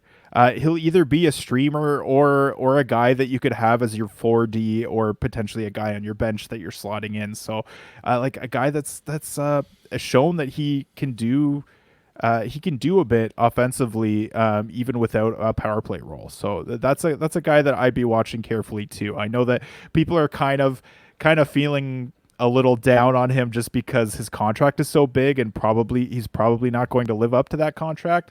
But in terms of fantasy, like if you're not in a cap league, it doesn't really matter. So I do think Brady Shea is a guy that could prove his fantasy relevance this year, as he has previously. My top 3 targets are Philip Forsberg, first of all. So I wanted to mention that his Yahoo ADP is 20.7. So that puts him on the back half of the second round in normal leagues. I would be all over that. I think he's probably more of a early second round pick. Apples and Geno's ADP is 15. That's kind of more where I expect him to go. But people are on to Philip Forsberg now. I don't think you're going to catch anyone by surprise. But if he is there at 20, absolutely, you should be all over that. Roman Josi is my next guy. Obviously, I just talked about how much I love him. His Yahoo ADP is 25, so that actually puts him at the start of the third round. And if you're getting Roman Josi in the third round, that's amazing. That's incredible. So I think that if you're catching people with their head in the sand, that's a guy to be considering too. And then Ryan O'Reilly, obviously, I just talked about how I think he's got some really good opportunity. His Yahoo ADP is 174, and his Apples and Geno's ADP is 168. If you're fading centers, this guy could push for 70 points, and if you're getting him at that point, that's immense value for Ryan O'Reilly. So, yeah, definitely a guy to keep on your radar, and a guy that you don't necessarily think of as fantasy relevant, especially the last few years that he had in St. Louis. It just kind of fell off the map a little bit. So any comments on these guys, and do you have anyone else that you're targeting here on this team? Yeah, just on Forsberg, you mentioned that Stamkos is probably going to take his flank position, and the team does have a lot more shooters. Does that worry you at all? Because we are investing a lot of draft capital in Forsberg this year, with the makeup being changed in this way. Do you think he'll get a little bit less points, a little bit less goals because there's more people who need the puck more than he does nowadays? I'm not terribly concerned. I still think he'll have a similar situation on at 5v5, and that is pretty major. I also do think that he's still going to be, no matter where he slots in on the power play, he's still going to be a principal guy. Like, he's still going to be gonna have the puck a lot. He's going to be a target. Obviously, I think there is some concern about what, as we mentioned before, some growing pains for this power play. But I think Philip Forsberg is dynamic enough of a player to figure it out. So I'm not terribly concerned there. Gotcha. Yeah. All right. The St. Louis Blues. They were fifth in the Central last year. Probably shouldn't have been that high even. If you look at their 5v5 stats, they were 29th in Corsi for percentage, 28th in expected goals for percentage, and 27th in scoring chances for percentage at even strength. That is very bad. Their Yeah. 5v5 save percentage is, it looks like their goalies were actually what saved them last year, because their 5v5 save percentage was 913, which was sixth in the league. Jordan Binnington had a bit of a renaissance year last year and became one of the better goalies in the league, even though you didn't really notice because St. Louis was just kind of mediocre. Their shooting percentage at 5v5 was 22nd at 9.2%. The previous couple of years, they were right near the top of the league. They were extremely efficient, so this is quite a drop off for the Blues. And then their power play percentage was 18%. That was tied for 23rd, tied with the Ottawa Senators. That's not great. It could be a lot better. They did make some changes here. I don't know how many of them will be fantasy relevant. Their key departures were Alex Tessier, a guy they picked up at the deadline, Sammy Blais, also gone to free agency, and Marco Scandella. None of those really have big fantasy implications. They bring in Dylan Holloway and Philip Broberg with those infamous offer sheets. Those are guys that could get some opportunity this year. I didn't project either of them. Just because I really don't know what to expect. There's just such a small sample size on both. And there's really no telling where they're going to play in the lineup. Like, there's potential for Broberg to be the top power play quarterback, maybe. Like, that's possible. Dylan Holloway, he could play in the top six, but we don't know. There's certainly a potential opportunity there. But it'll be interesting to see how training camp rolls out. And then Matthew Joseph is there. He's a good depth piece. And his brother Pierre-Olivier Joseph comes into the fold as well. And he'll be a depth defenseman on that team. How are you feeling about the Blues, my friend? They're a team that I kind of forget about a lot. Yeah. But what are your vibes on this team right now? Yeah, honestly, I always forget about the Blues. I'm a big fan of them because they screwed over the Oilers with those Broberg and Holloway contracts. So I'm hoping those guys hit. I think Broberg on power play one. I honestly think it's an inevitability. Like, you showed this guy, hey, we want you and we see your talent and we're gonna pay you some goddamn money. I think it's only natural that he gets his shot on power play one. And I don't see is Falk really. Falk, I don't know. Is he really the guy on power play one? I think there could be some room for Broberg to step in. Yeah, definitely. I think that's certainly a possibility. That's not how I projected it. Obviously, I did my projections before these offer sheets happened, and so I could probably fix things a little bit to make it to have a little bit more shared power play time, but. Yeah, let's look at the goaltending. So we talked about how they were hot. There's another volume starter here, Jordan Binnington, 55 starts. That's four of these 6 teams that we've talked about so far have volume starters, and actually even 5 because Chicago technically Peter Mrazek could be a volume guy this year. He was last year. if Laurent Brossoit doesn't come back healthy. But anyways, we're talking about the Blues. Jordan Binnington, 55 starts last year. He had a 919 even strength save percentage. That was a huge year for him, especially when you look at the defensive metrics for this team. The environment in front of him was terrible. So he played extremely well.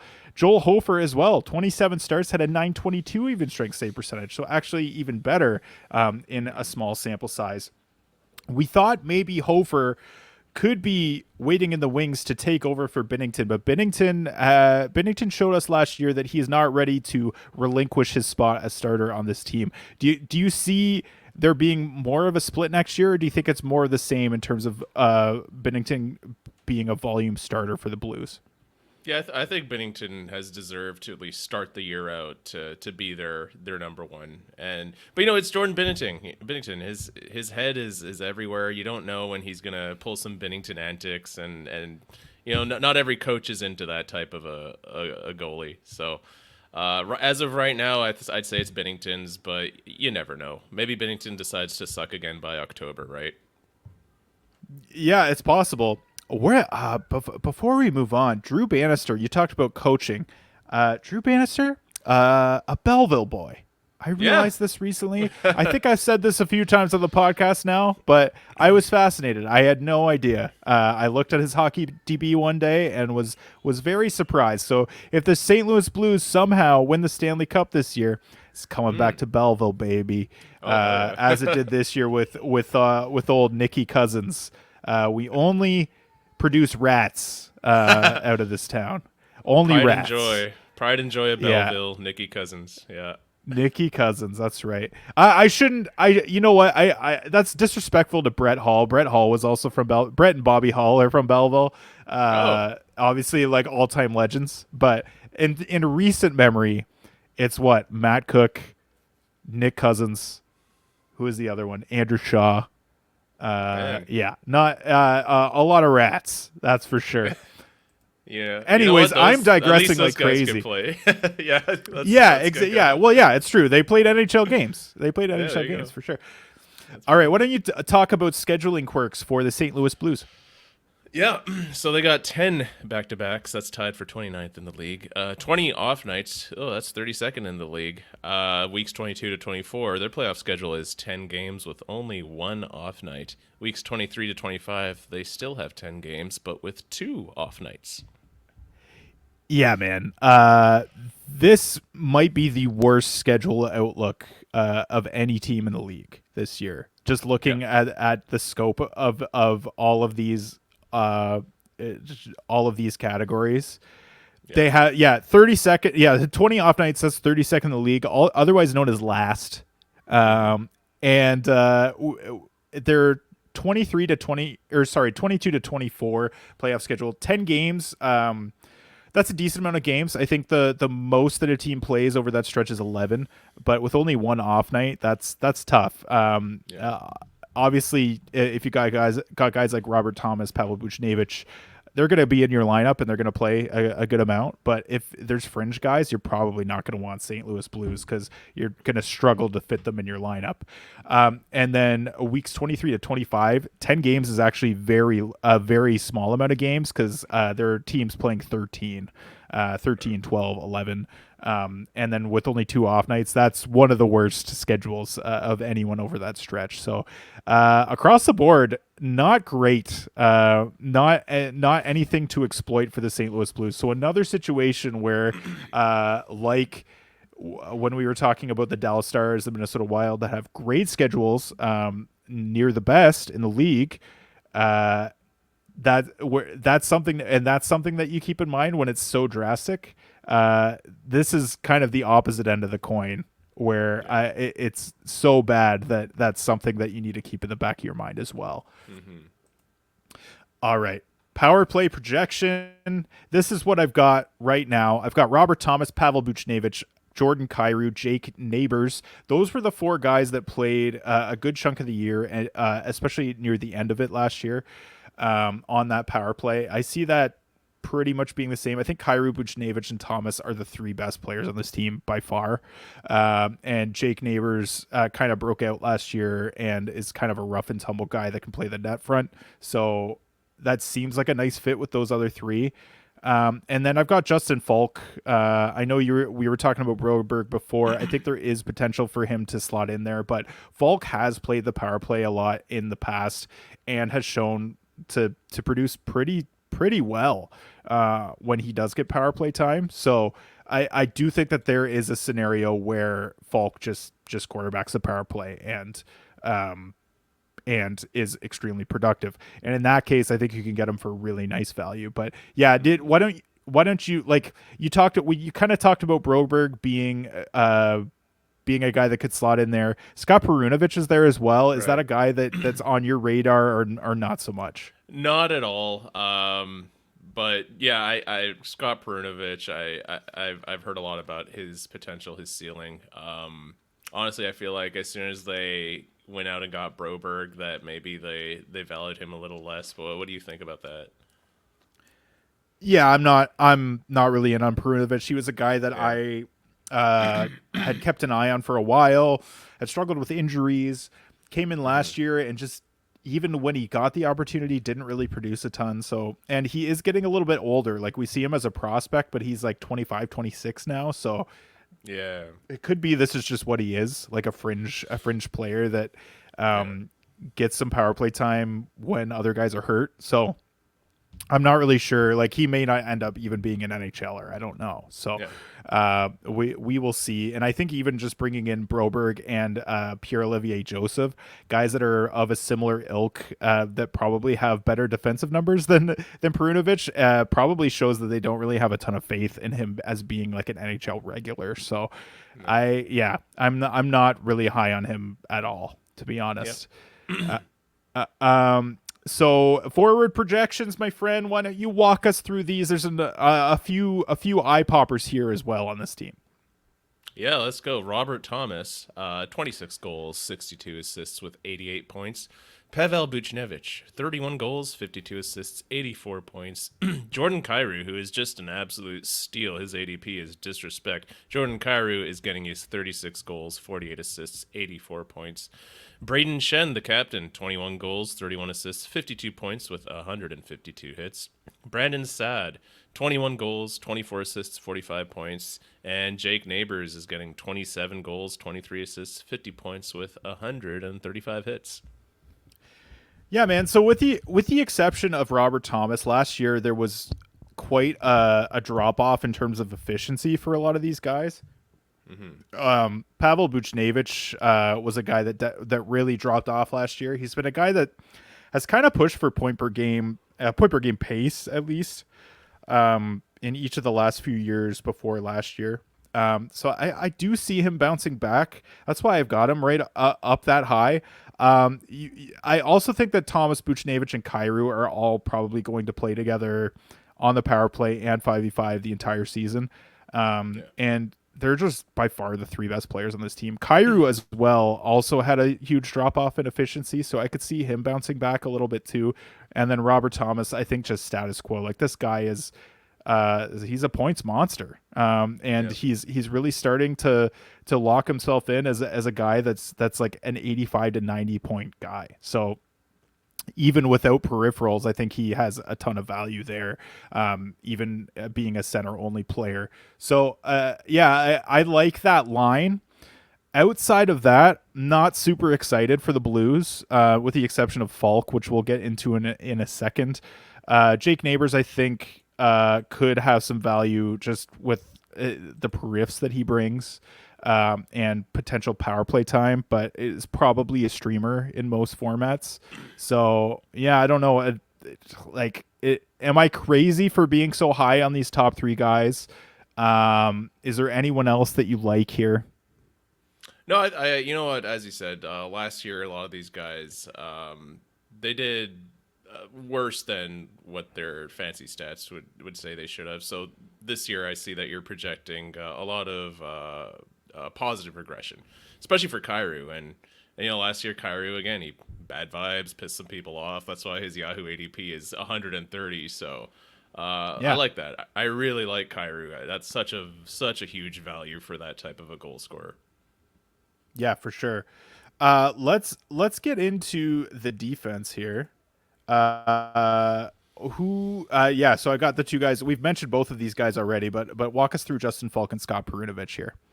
Justin Falk, 12 goals, 41 assists, 53 points, 105 hits, and 131 blocks. He's a banger's beauty. Scott Perunovich, only 3 goals, but 24 assists and 27 points in total. Yeah. So obviously we talked about how we're not high on Perunovich. That's what I've got for him. 27 points. It's not relevant. Doesn't do anything peripherally either. So I'm not stoked about that. And like I said, not really sure that he's going to get in the lineup every night. So he's probably not even going to hit those totals. Justin Falk, this is my projection. 53 points. 12 goals. That's with him playing power play 1. Now, obviously, I projected him doing that when I found out Torrey Krug was not going to be in the picture. But obviously, like you mentioned, Philip Broberg could get some opportunity there. So maybe you dial it back a little bit. But I still think that Justin Falk has some really nice fantasy value and is being fairly disrespected in drafts this year.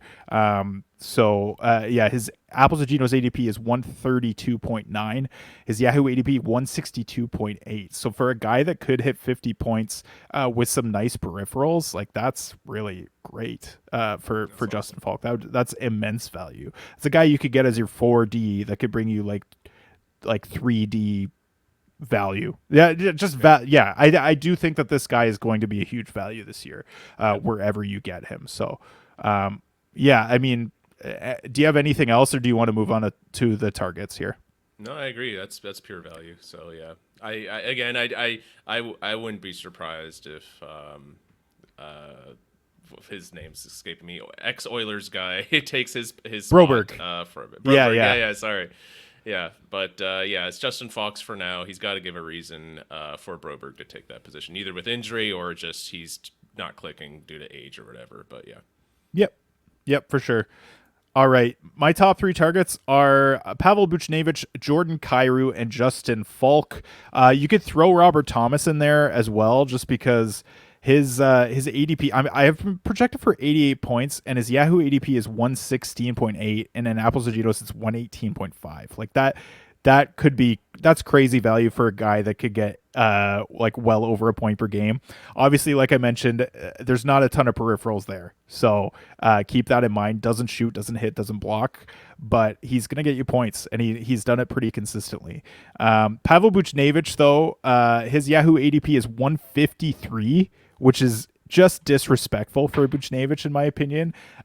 He's got left wing and right wing eligibility, so that dual eligibility is always really nice. And in that range, he's gonna destroy that ADP in terms of his value. And in Apples and Genos leagues, even he's going at 90.8. So I do think that he could produce better than that as well. So, and then Jordan Kyrou, he's a right winger, so that's a position of scarcity. But in Yahoo, like you said, he's being disrespected, 130.9, and this is a guy that could score you 35 goals. So, Yep. I like Jordan Kyrou as a value pick. And then, like I mentioned, I already talked about Justin Falk. Yeah. So Gugsy, any other names here that we didn't mention? I guess we kind of mentioned all the big names.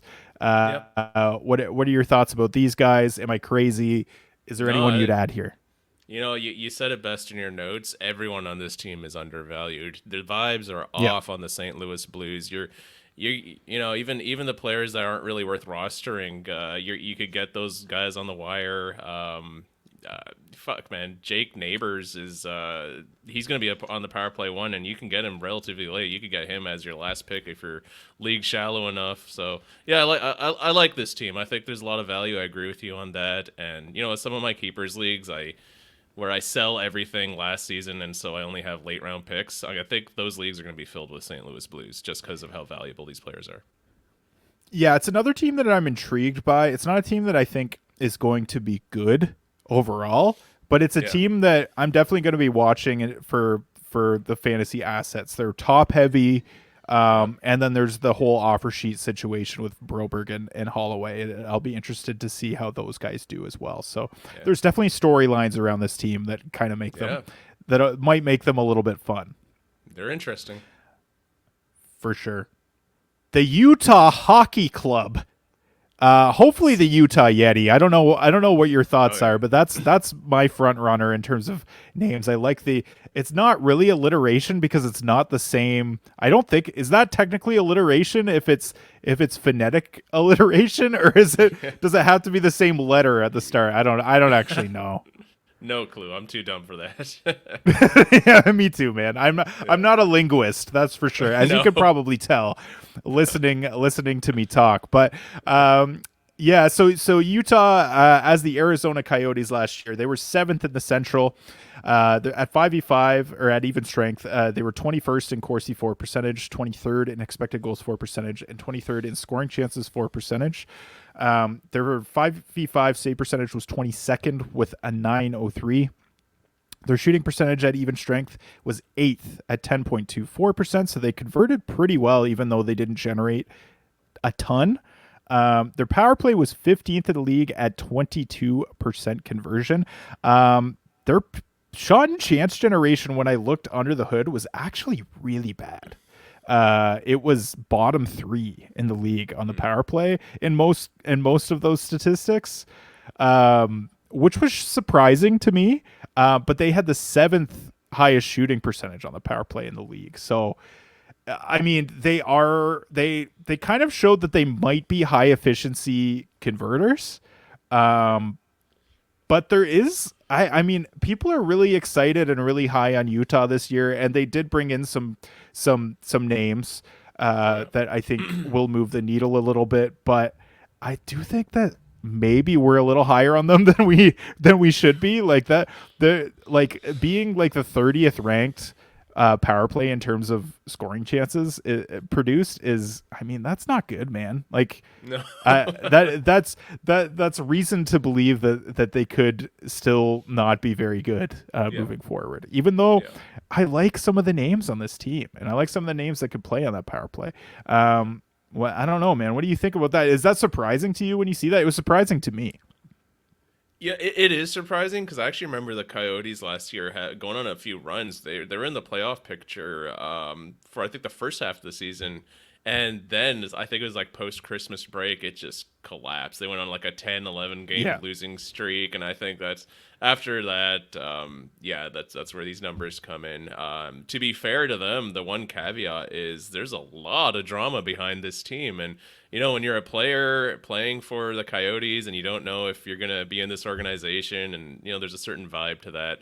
I think that definitely helped in terms of why they had such ugly numbers for the rest of that. So, yeah, I'm looking forward to seeing where they go from here. I think it'll be a better season. Definitely. I mean, it's going to be fun. It's going to be fun to see them playing in a real arena as well, and just to see the vibes change around the team. But it's also going to be fun because they brought in some big names on the back end. So in terms of key departures, they lost Travis Dermott, who apparently has a PTO with Edmonton, which is interesting. That came out today. They lost Travis Boyd, who spent some time on the top line over the last few years, which, oh boy, it's not great. This guy's a fourth line center at best. And JJ Mosier, who went over in the trade to Tampa Bay for Mikhail Sergachev, who was the most key addition. And then John Marino also came over, not necessarily a fantasy relevant guy, but a guy that is going to likely move the needle for them on defense, which is something they could certainly use. Totally. So what do you think, buddy? I mean, this team is obviously better, is it not? Yeah. Oh, for sure. Just with Sergachev alone, that's quite exciting. I'm looking forward to seeing what he could do. Yeah, and I mean, the other factor is they have a really young core that is just going to be another year older. I think there's going to be a few younger guys that are going to take a step this year. So I think, yeah, they're going to be fun. They're going to be fun to watch for sure.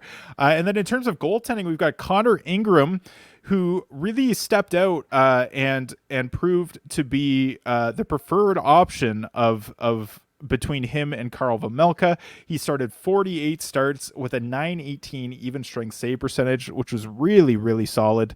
Karel Vejmelka really struggled after a couple really solid years as basically a volume starter for the Coyotes. He had 33 starts last year with a 903 even strength save percentage. So not amazing. I do think he'll bounce back, but I do think that Connor Ingram is the 1A in this tandem here. Any arguments with that, my friend? No, I agree. I'm such a big fan of Ingram. He was my 0G hero last year. I wish him nothing but the best, and I hope everyone is low on this team so I can grab this gem again this year for all my 0G leagues. Absolutely, man. That he was a big one for me as well. And he's there's always somebody, and there's always multiple people, to be honest. We had him, we had Alex Lyon at times, we had Charlie Lindgren. There's just always like, as long as you're paying attention, you can find these guys for sure. You just gotta pay attention. That's it. Keep listening to Apples and Genos. We're gonna keep you filled in, and you're gonna have no problems doing the 0G strategy. That's right, baby. I love to hear it. All right, scheduling quirks for the Utah HC. Gugsy, take it away. Yeah, so 12 back-to-backs, that's tied for 16th. 33 off nights, that's tied for 5th. Weeks 22 and 24, they'll have a playoff schedule of 10 games with 3 off nights. In weeks 23 to 25, they'll have 12 games with 4 off nights. Yeah, so they still have a ton of off nights, so that's kind of that's what we came to expect with the Coyotes. So they're kind of carrying that over to Utah. So that's really nice. I think throughout the year that's going to help you out a ton. Their playoff schedules are pretty decent. Not a ton of off nights at the end of the year, but they do play 10 games. It's pretty solid over weeks 22 to 24 and 12 games in 23 to 25. Also pretty good too. So I do think that they do have a pretty nice schedule. Nothing. It's not amazing. It's not bad. It's pretty good. So yeah, I think the fact that they've got those off nights through the year, I think should give you a little bit of pause when you're deciding between them and somebody else. So in terms of the power play projection, I've got Clayton Keller, Nick Schmaltz, Dylan Genther as locks. I also think Mikhail Sergachev is a lock on the top power play. You can give me your opinion on that in a second, but I know that Blake was a little bit higher on Sean Durzi, but I think Sergachev is the guy. And then I have Logan Cooley and Barrett Hayton splitting time as the fourth forward on the power play. I think they leaned Logan Cooley last year. Obviously, Hayton really struggled, had some injury trouble, and was moved down the lineup a bit. But I do think that he still has some value there and could potentially produce on the power play. But Logan Cooley, obviously, he's got the pedigree, and he could potentially be a lot more dynamic, I think. So I'm definitely leaning more towards Cooley, but I do think that there is potential for them to split a bit of time there. What are your thoughts on that situation, as well as the Sergachev versus Durzi situation? Yeah, 2 years ago, I think Hayton really had a coming out party. I think that was the 22-23 season, the later half of that season. Hayton was a beast. His analytics were pretty good. He was shooting a decent amount. And so I think a lot of us had high hopes for him last year. I remember I think it was Blake who was pretty high on Hayton last draft season, and unfortunately Hayton just couldn't get it together again, as you said, due to injuries and whatnot. Cooley, I think that guy has quite a ceiling. If you remember, like last preseason, the Coyotes Twitter was throwing some jam at the Habs. Remember that? Imagine not picking Cooley number one. And they kind of ate dirt throughout the season because Cooley really tailed off and Slafkovsky kind of woke up. But I think Cooley would be given the priority for that power play one spot over Hayton just because of that ceiling he has. He's expected to be a hell of a player. But And as for Sergachev, go ahead. It's amazing how every year there's someone that has just like a crazy highlight reel goal in the preseason, and then everyone's like, "This guy's going to be the greatest player of all time," Yeah. and then it usually doesn't work out, and we remember that Yeah. preseason means basically nothing. But yeah, Logan Yep. Cooley had, I think it was the first goal anyone scored the preseason. It was like a spinorama through two LA defensemen, and then pulled it forehand. It was just like literally probably the goal of the year last year, Yeah. between preseason, regular season, and playoffs. Like it was insane. But then Beauty. definitely we all had to temper our expectations in terms of his season long production. Anyways, you keep going. You were going to talk about Sergachev and Jersey. Yeah, no, that's the big move. That's like the biggest move this franchise has made in a long time, getting a player like Sergachev in such a Yeah. blockbuster trade. I don't think you're gonna not put him on power play one. I think that's his. I think that was his as soon as he joined the team. Although you never know, maybe Jersey's a good puck mover. He's shown some good power play pedigree. If I were to bet money on it, I think it's Sergachev's power play. I agree. I definitely the one caveat there is Jersey did sign a long term contract for a decent amount of money. Yeah. So that's an interesting point if you're playing devil's advocate here. That's definitely a point to consider. Like, okay, you're paying him a ton of money. He so far has been your power play quarterback. Are you planning on sharing the power play, or are you just planning on having him be productive at 5v5? So it's interesting. That's certainly a point to consider. But Sergachev also still makes more money and has historically been considerably more productive than Jersey, even at Jersey's best. So yeah, I still think I agree. I think Sergachev is the guy there.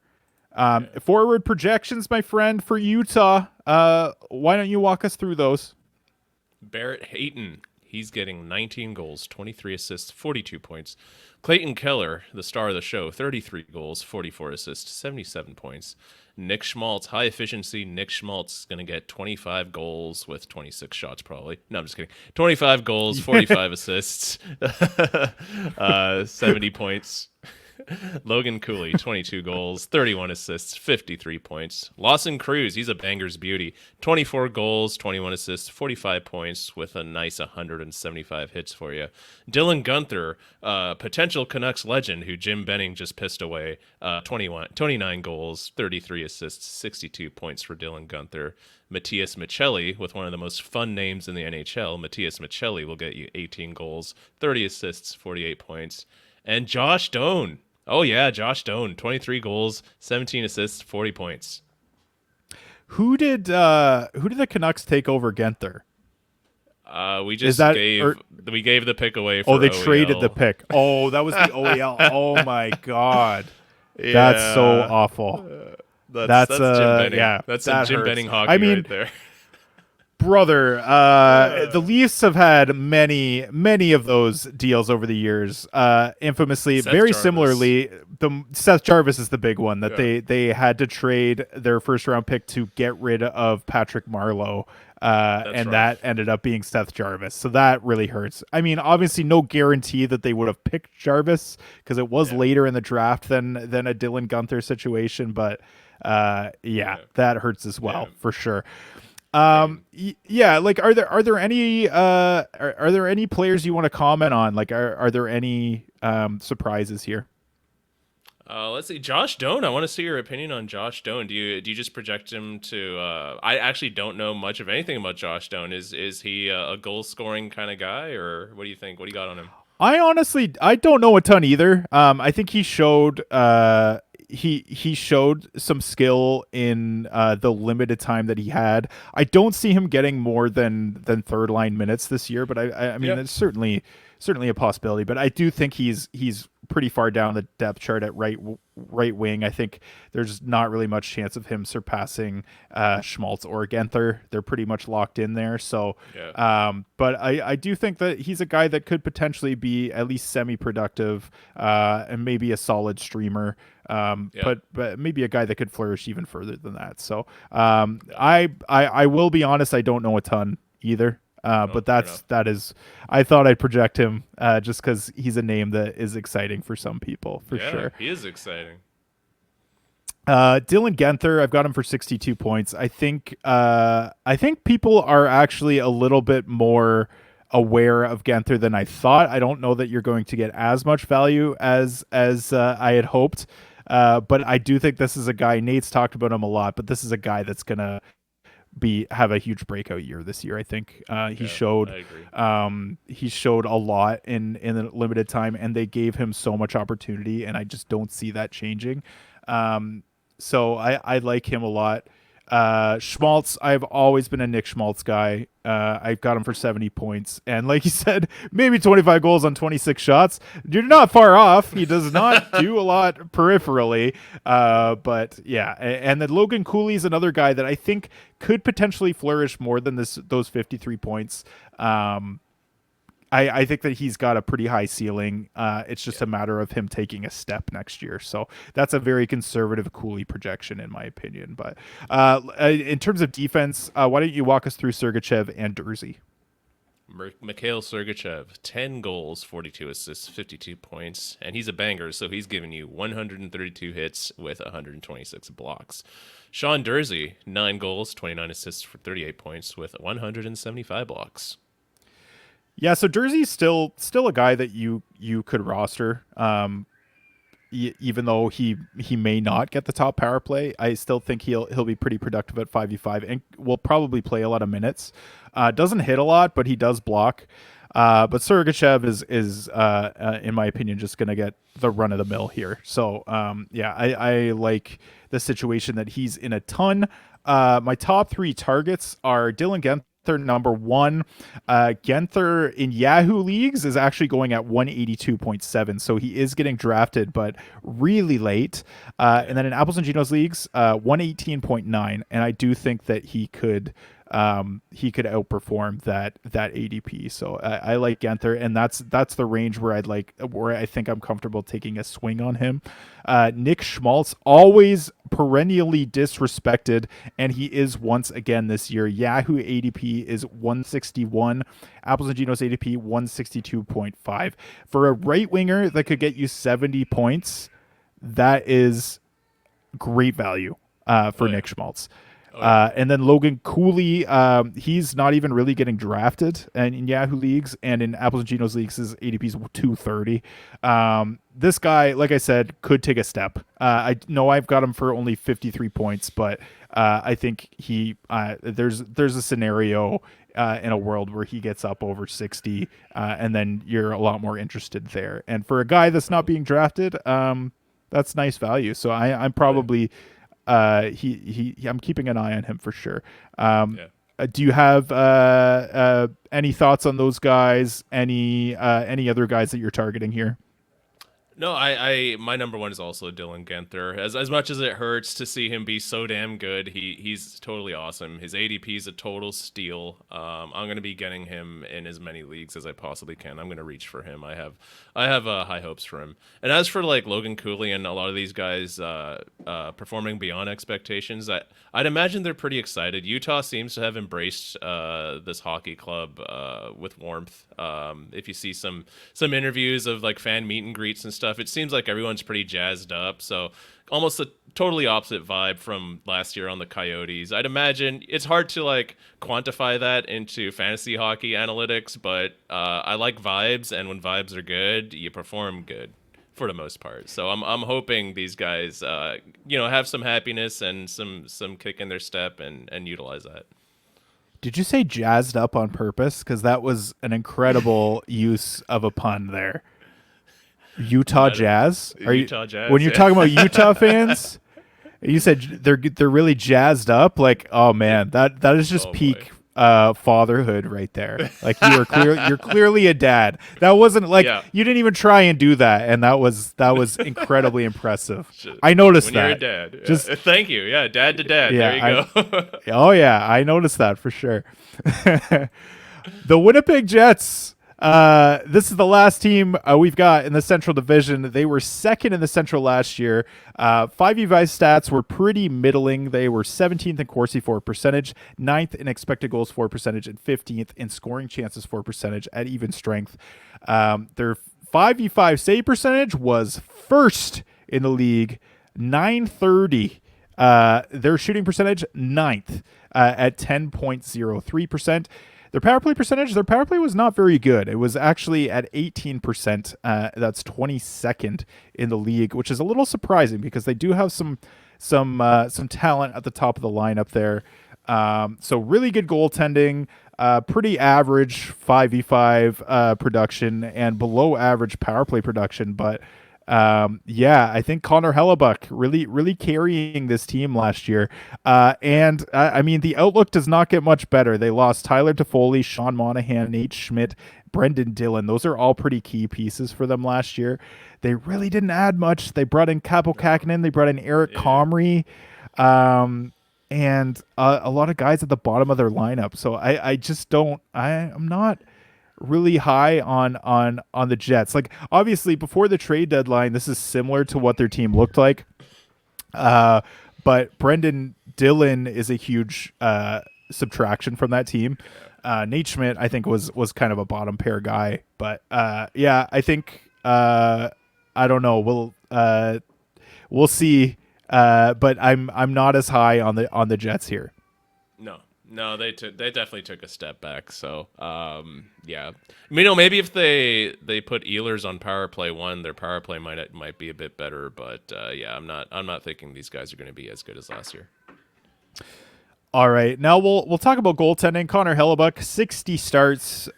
He is a premium volume starter. He had an even strength save percentage of 933, which is just outstanding. Kaapo Kähkönen had 33 starts last year, a 909 even strength save percentage. A guy that was fairly highly touted when he was playing in Minnesota, but has really kind of fallen off in his time with San Jose, New Jersey.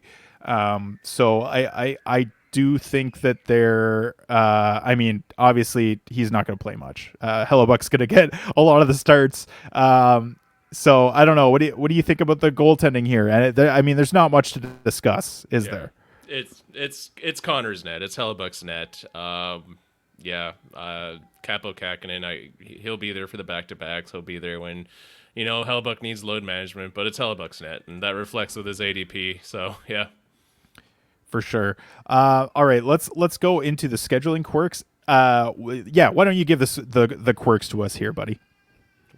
So the Jets got 8 back-to-backs. That's awful. That's 32nd in the league.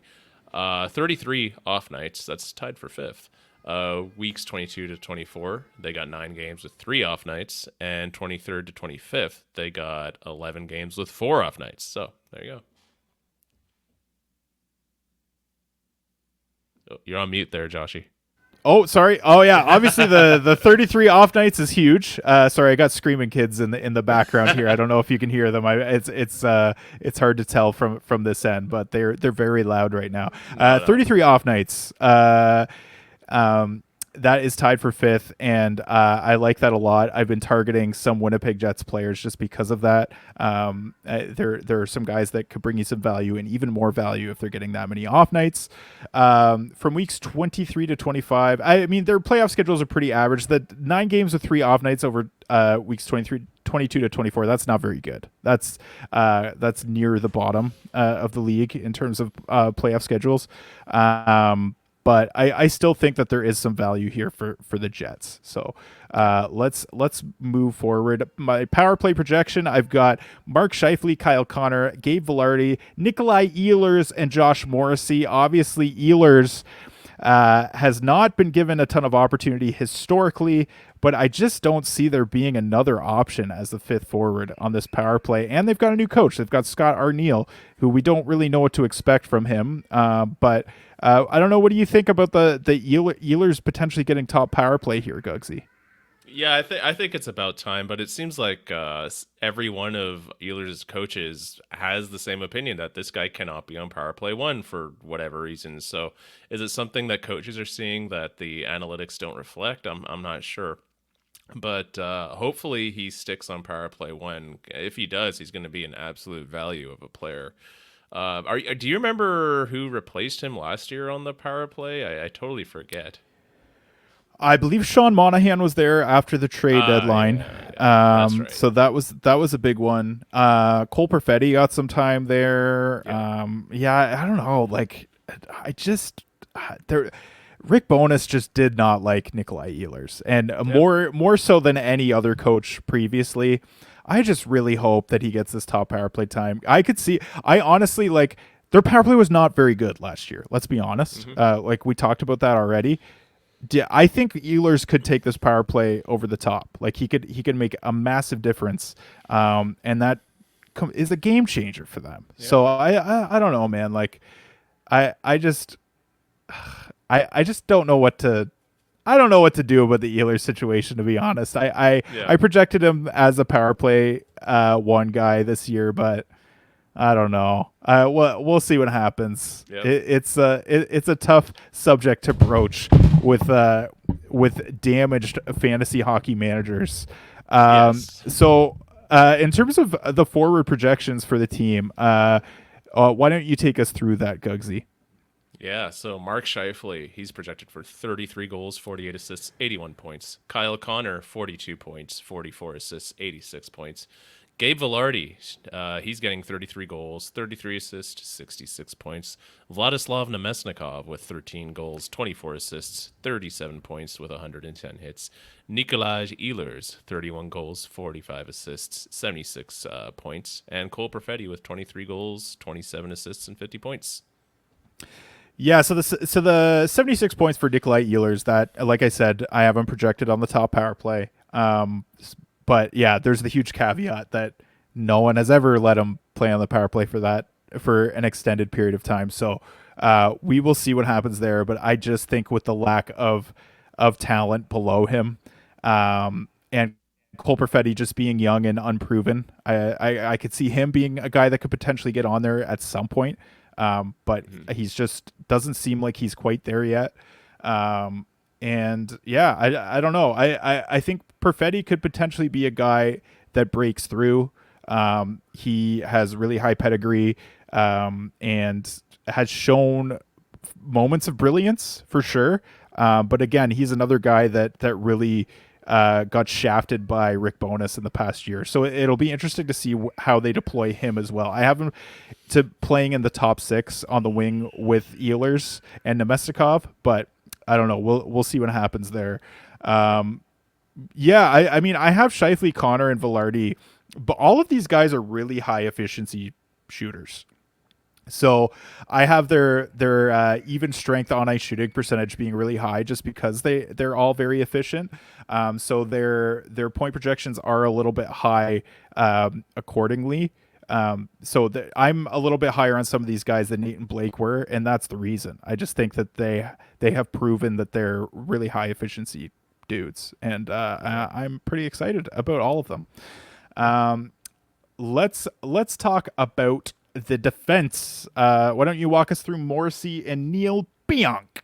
All right, Josh Morrissey. You got him projected for 11 goals, 56 assists, 67 points with 103 blocks. Neil Pionk was going to get 5 goals, 26 assists, and 31 points with a whopping 193 hits and 120 blocks. Yeah, I mentioned Josh Morrissey earlier in the episode. I'm pretty high on him. I do think that he's kind of proven that he's their number one guy and he can produce at that level. 67 points is pretty huge for a defenseman. 103 blocks as well. Doesn't hit a ton, but I am pretty comfortable picking him in the range that he's being picked at, which is in Yahoo, it's right around 52. So in Yahoo, it's 51.8, and Apples and Ginos, it's 52.1. So everyone's really on the same page there with Morrissey. So I'm pretty comfortable taking him there. Neil Pionk is just kind of a straight banger with a little bit of offensive upside. But really, unless you're in a Bangers Cats, I don't think that I'm really thinking about Neil Pionk too much. My sleeper for this year is Gabe Vilardi. I think that if he can play 82 games, this guy is going to get primo deployment. He's shown in small sample sizes that he can be really efficient. And yeah, I just like his situation with Scheifele and Connor. So yeah, he's actually my top target. So Gabe Vilardi, his Apples and Ginos ADP was 126. In Yahoo, it's 171.6. That's great value for a guy that is center right wing eligible. I think he's only right wing eligible in Yahoo, but even so, right wing, as we have mentioned many times, is a position of scarcity. So I really like that. And with all the off nights, even if he's your third right winger, you're probably still getting him into the lineup a good chunk of the time, maybe more than some other guys. So that's a guy that you could potentially reach on even. And then Mark Scheifele, another guy that is perennially undervalued in drafts, but a guy that consistently puts up points. So I've got him for just under a point per game. And in Apples and Ginos leagues, he's at 103 for his ADP, and in Yahoo he's at 128. I like that for Scheifele a lot. And then Nikolai Ehlers, we talked about him already. Ehlers, his Yahoo ADP is 142.5, which I like a lot. His Apples and Ginos ADP 87.8. And I'm pretty okay probably picking him right in the middle of those two. So I like that a lot for Nikolai Ehlers. Any other names that you want to talk about here? The only other one that strikes out to me is Cole Perfetti, because, you know, as you said, we've seen him do some magical things on this team. It's just he never wins the trust of the coach. I don't know if that's because he's just not defensively responsible enough for them. But, you know, let's say, you know, Scott Arniel thinks Nikolai Ehlers sucks. Who else is going to replace Ehlers? It's probably going to be Perfetti. So I'd probably put Perfetti on my watch list just in case that happens. I feel like I have PTSD with Ehlers. Like, you always hope for the best with this guy, and he just doesn't get the deployment, and then you end up holding him for way too long, you know? Yeah, I think we all have PTSD with Nikolai Ehlers, unfortunately, but I'm still holding out on hope with a new coach that things go a little better for him this year. Right on, yeah, still holding on. He's like a fucking GameStop share. You just gotta hold on to him and hope one day he pays off.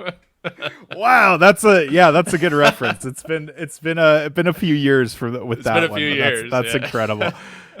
Incredible. Oh man.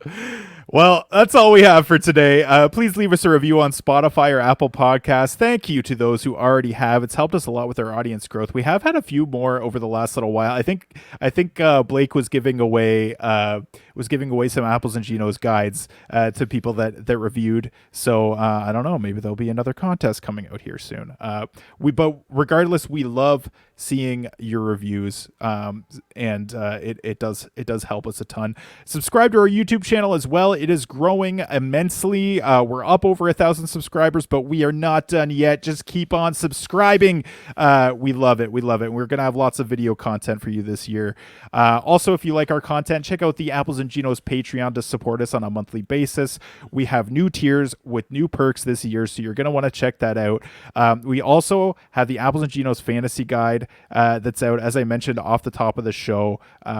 And I mentioned we're getting very good reviews, and people are very excited about it, and are telling us it's extremely helpful. So probably hopefully it's worth the $7.99 that we've charged for it. So yeah, check that out on the Patreon. Hop into the Apples and Ginos Discord server as well. We're having tons of discussion about fantasy hockey in there. Shout outs to the band They're There for providing our music. Their Spotify link is in the episode description. Follow us on X. Nate is at Apples Ginos. Blake is at Blake Creamer AG. Gagan, we're working on it. We're working on it, right?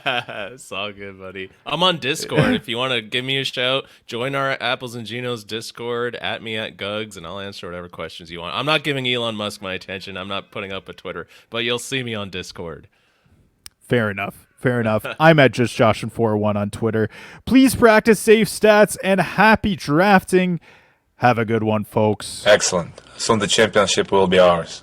All ours.